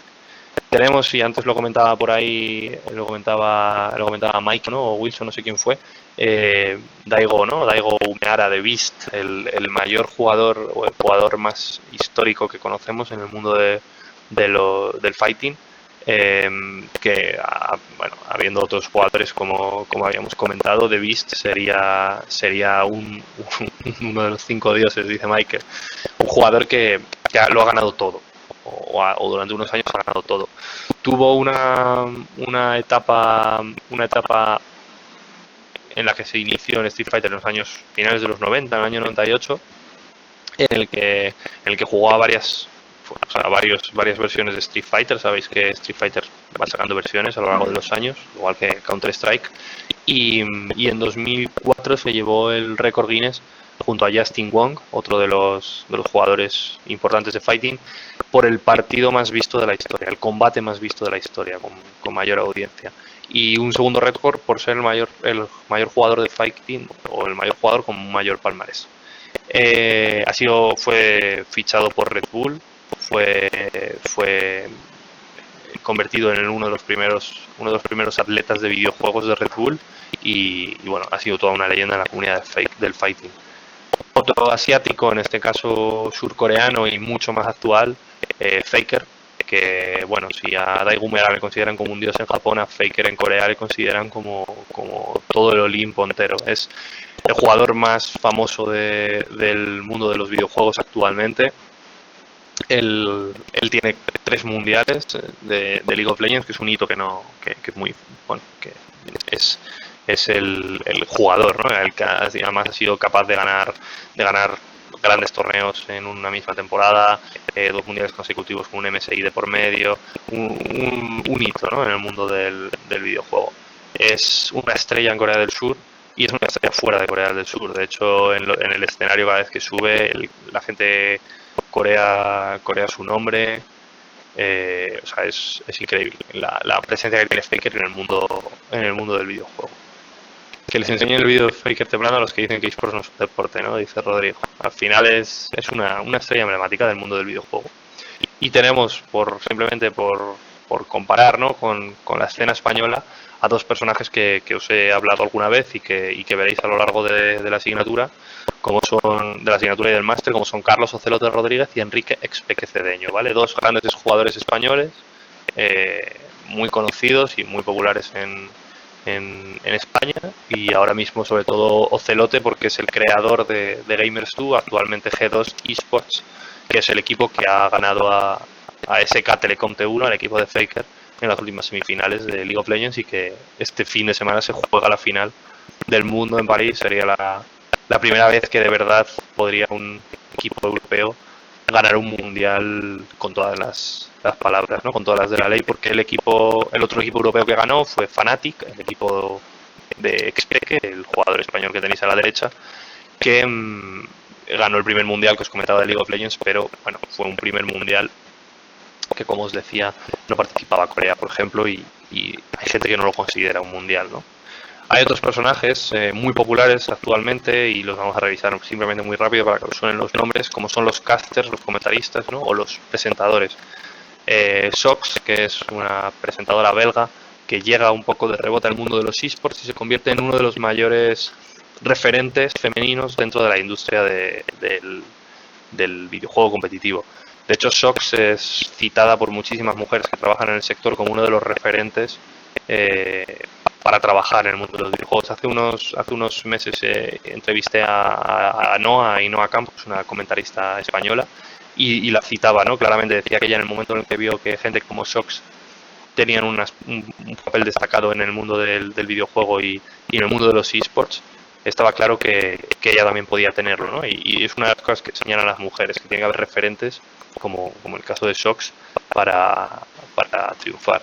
Bueno, tiene su historia, ¿no? Con una época dorada con estos jugadores, ¿no? Cuando Celote y Spec jugaban, y los inicios del competitivo de League of Legends, con unas narrativas interiores muy, muy interesantes. una etapa más moderna y lo conoceréis muchos, Ibai Llanos. No sé si necesita presentación.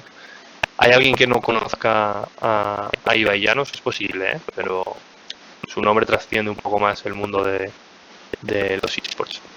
Levantarme la mano solo por curiosidad, porque esto suelo preguntarlo en las clases. Incluso yo me sorprendo de la gente que conoce a Ibai Llanos sin saber. Vale, pues entonces os explico un poco, ¿no? Entiendo que ninguno de vosotros conocéis a Ibai. Ibai es uno de los casters actuales de la Liga de Videojuegos Española, la Liga de la LVP, con un recorrido muy corto realmente. Él se dedicaba en YouTube junto con Ander, con otro comentarista, a hacer vídeos comentando a jugadores muy malos de videojuegos y ha conseguido hacer todo un género, ¿no? de sus narraciones y él se ha convertido en un monstruo de las redes sociales y un monstruo del mundo de la comunicación en esports. Ahora mismo es el mayor referente o uno de los mayores referentes junto a Ocelote o algunos otros españoles referentes del mundo de los videojuegos.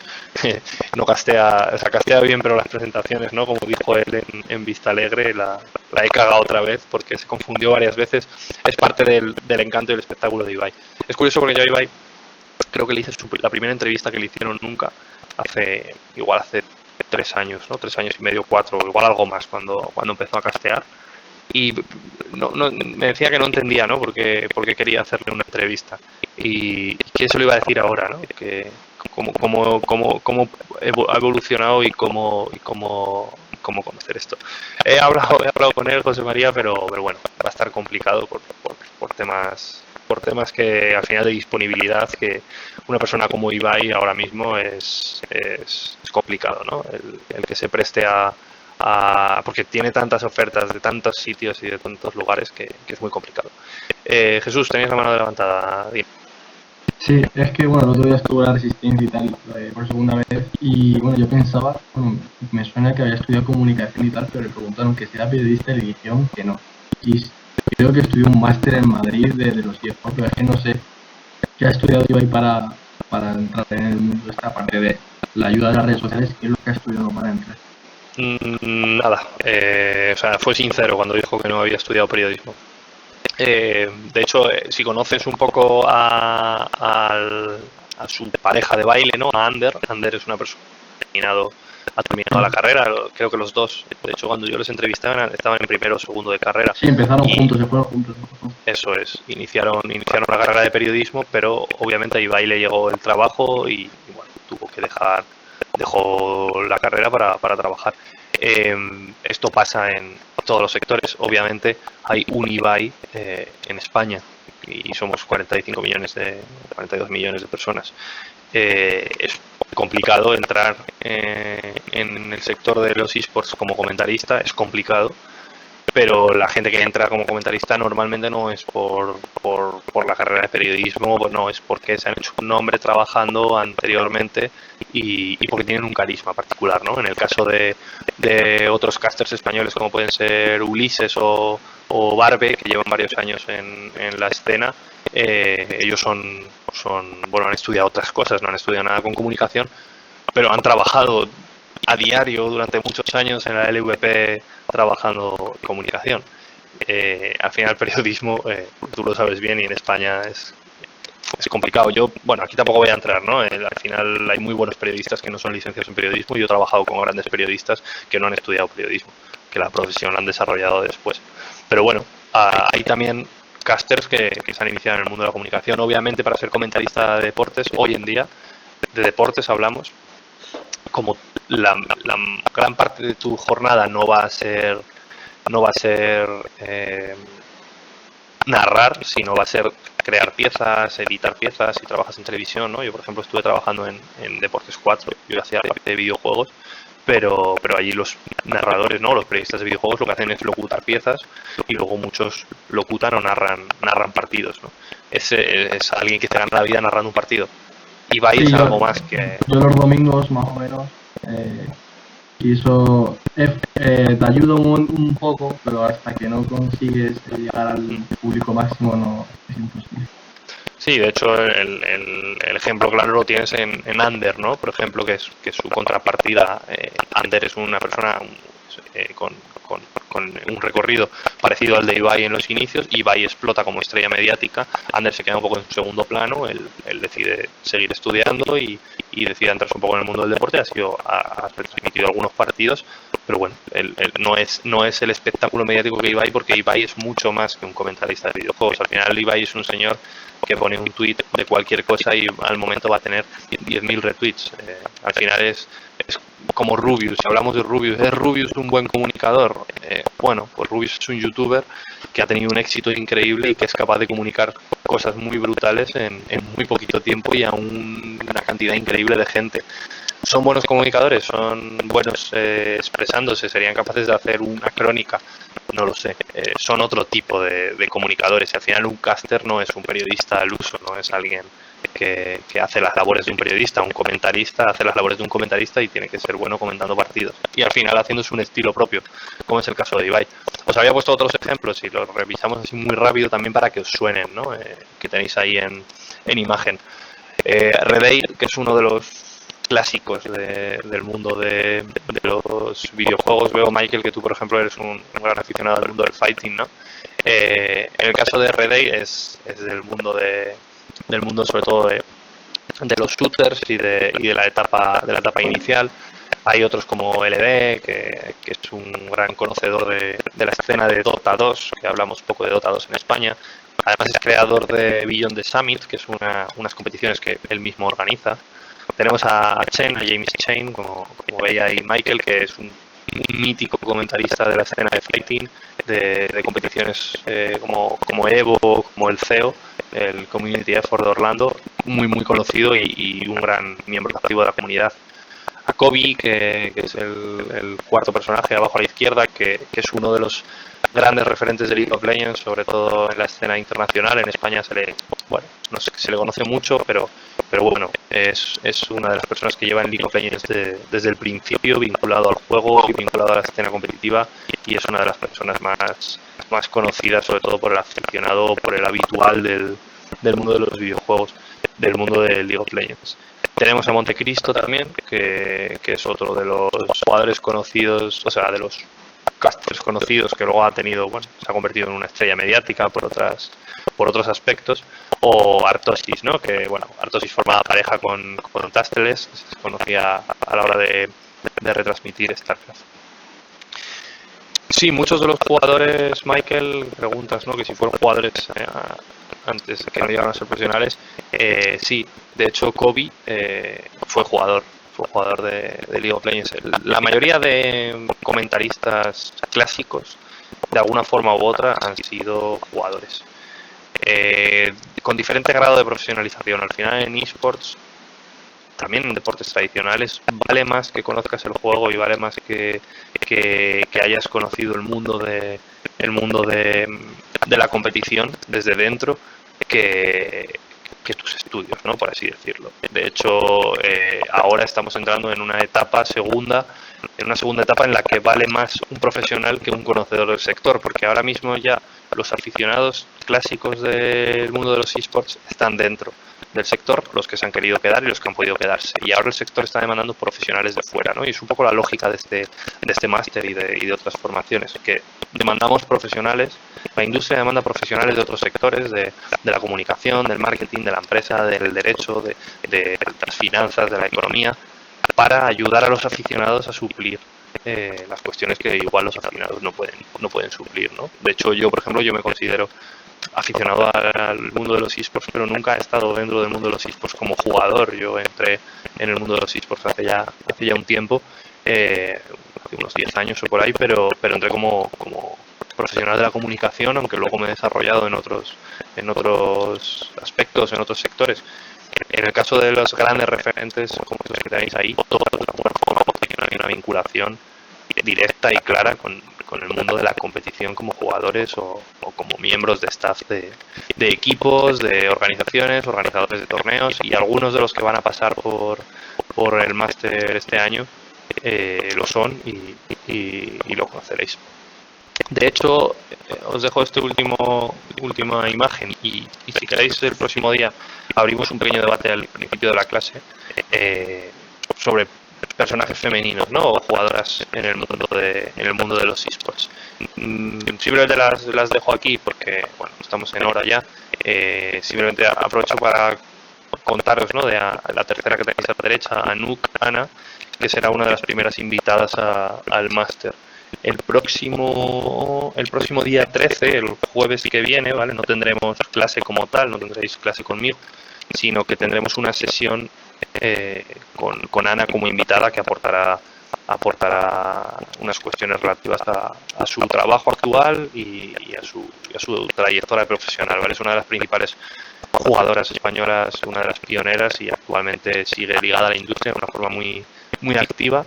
Sí que os digo que para acceder a la videoconferencia, en lugar de acceder a través de la asignatura, ¿vale? Tenéis que acceder a través del campus virtual general, a través del aula general, igual en videoconferencias, ahí está creada la sesión, ¿vale? Para que podáis acceder el próximo miércoles. El horario igual, de 8 a 10, hará ella una exposición y después habrá tiempo para hacerle preguntas o para que le trasladéis las cuestiones que queráis trasladarles. Voy a crear una pequeña actividad hoy bueno, ya debería estar creada en el campus virtual. Simplemente os la explico muy brevemente y terminamos, ¿vale? En esta actividad, que lo podéis leer porque está subido un PDF igual que la otra vez, tenéis que seguir un poco la idea del último ejercicio que hicimos, de la primera actividad, ¿vale? Y simplemente lo que habría que hacer es, con la lógica de la última clase, de la última actividad, imaginamos este supuesto de que el mismo cliente, la misma empresa, está interesado en desarrollar un par de actividades, ¿no? O en principio una actividad competitiva de alguna forma.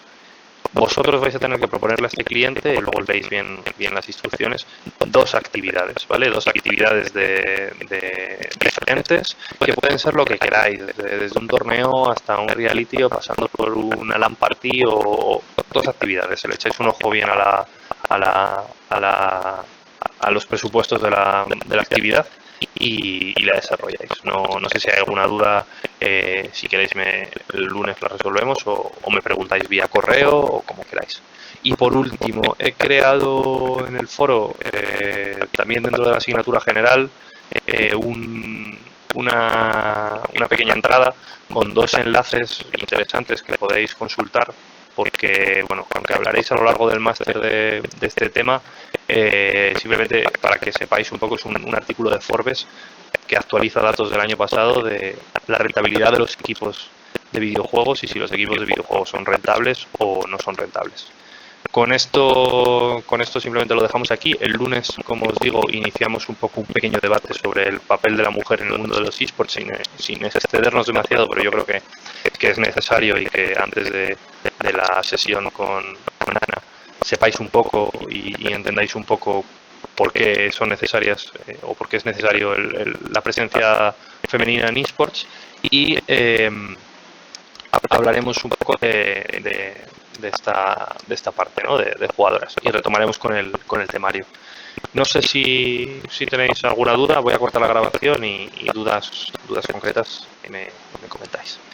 Muchas gracias un día más.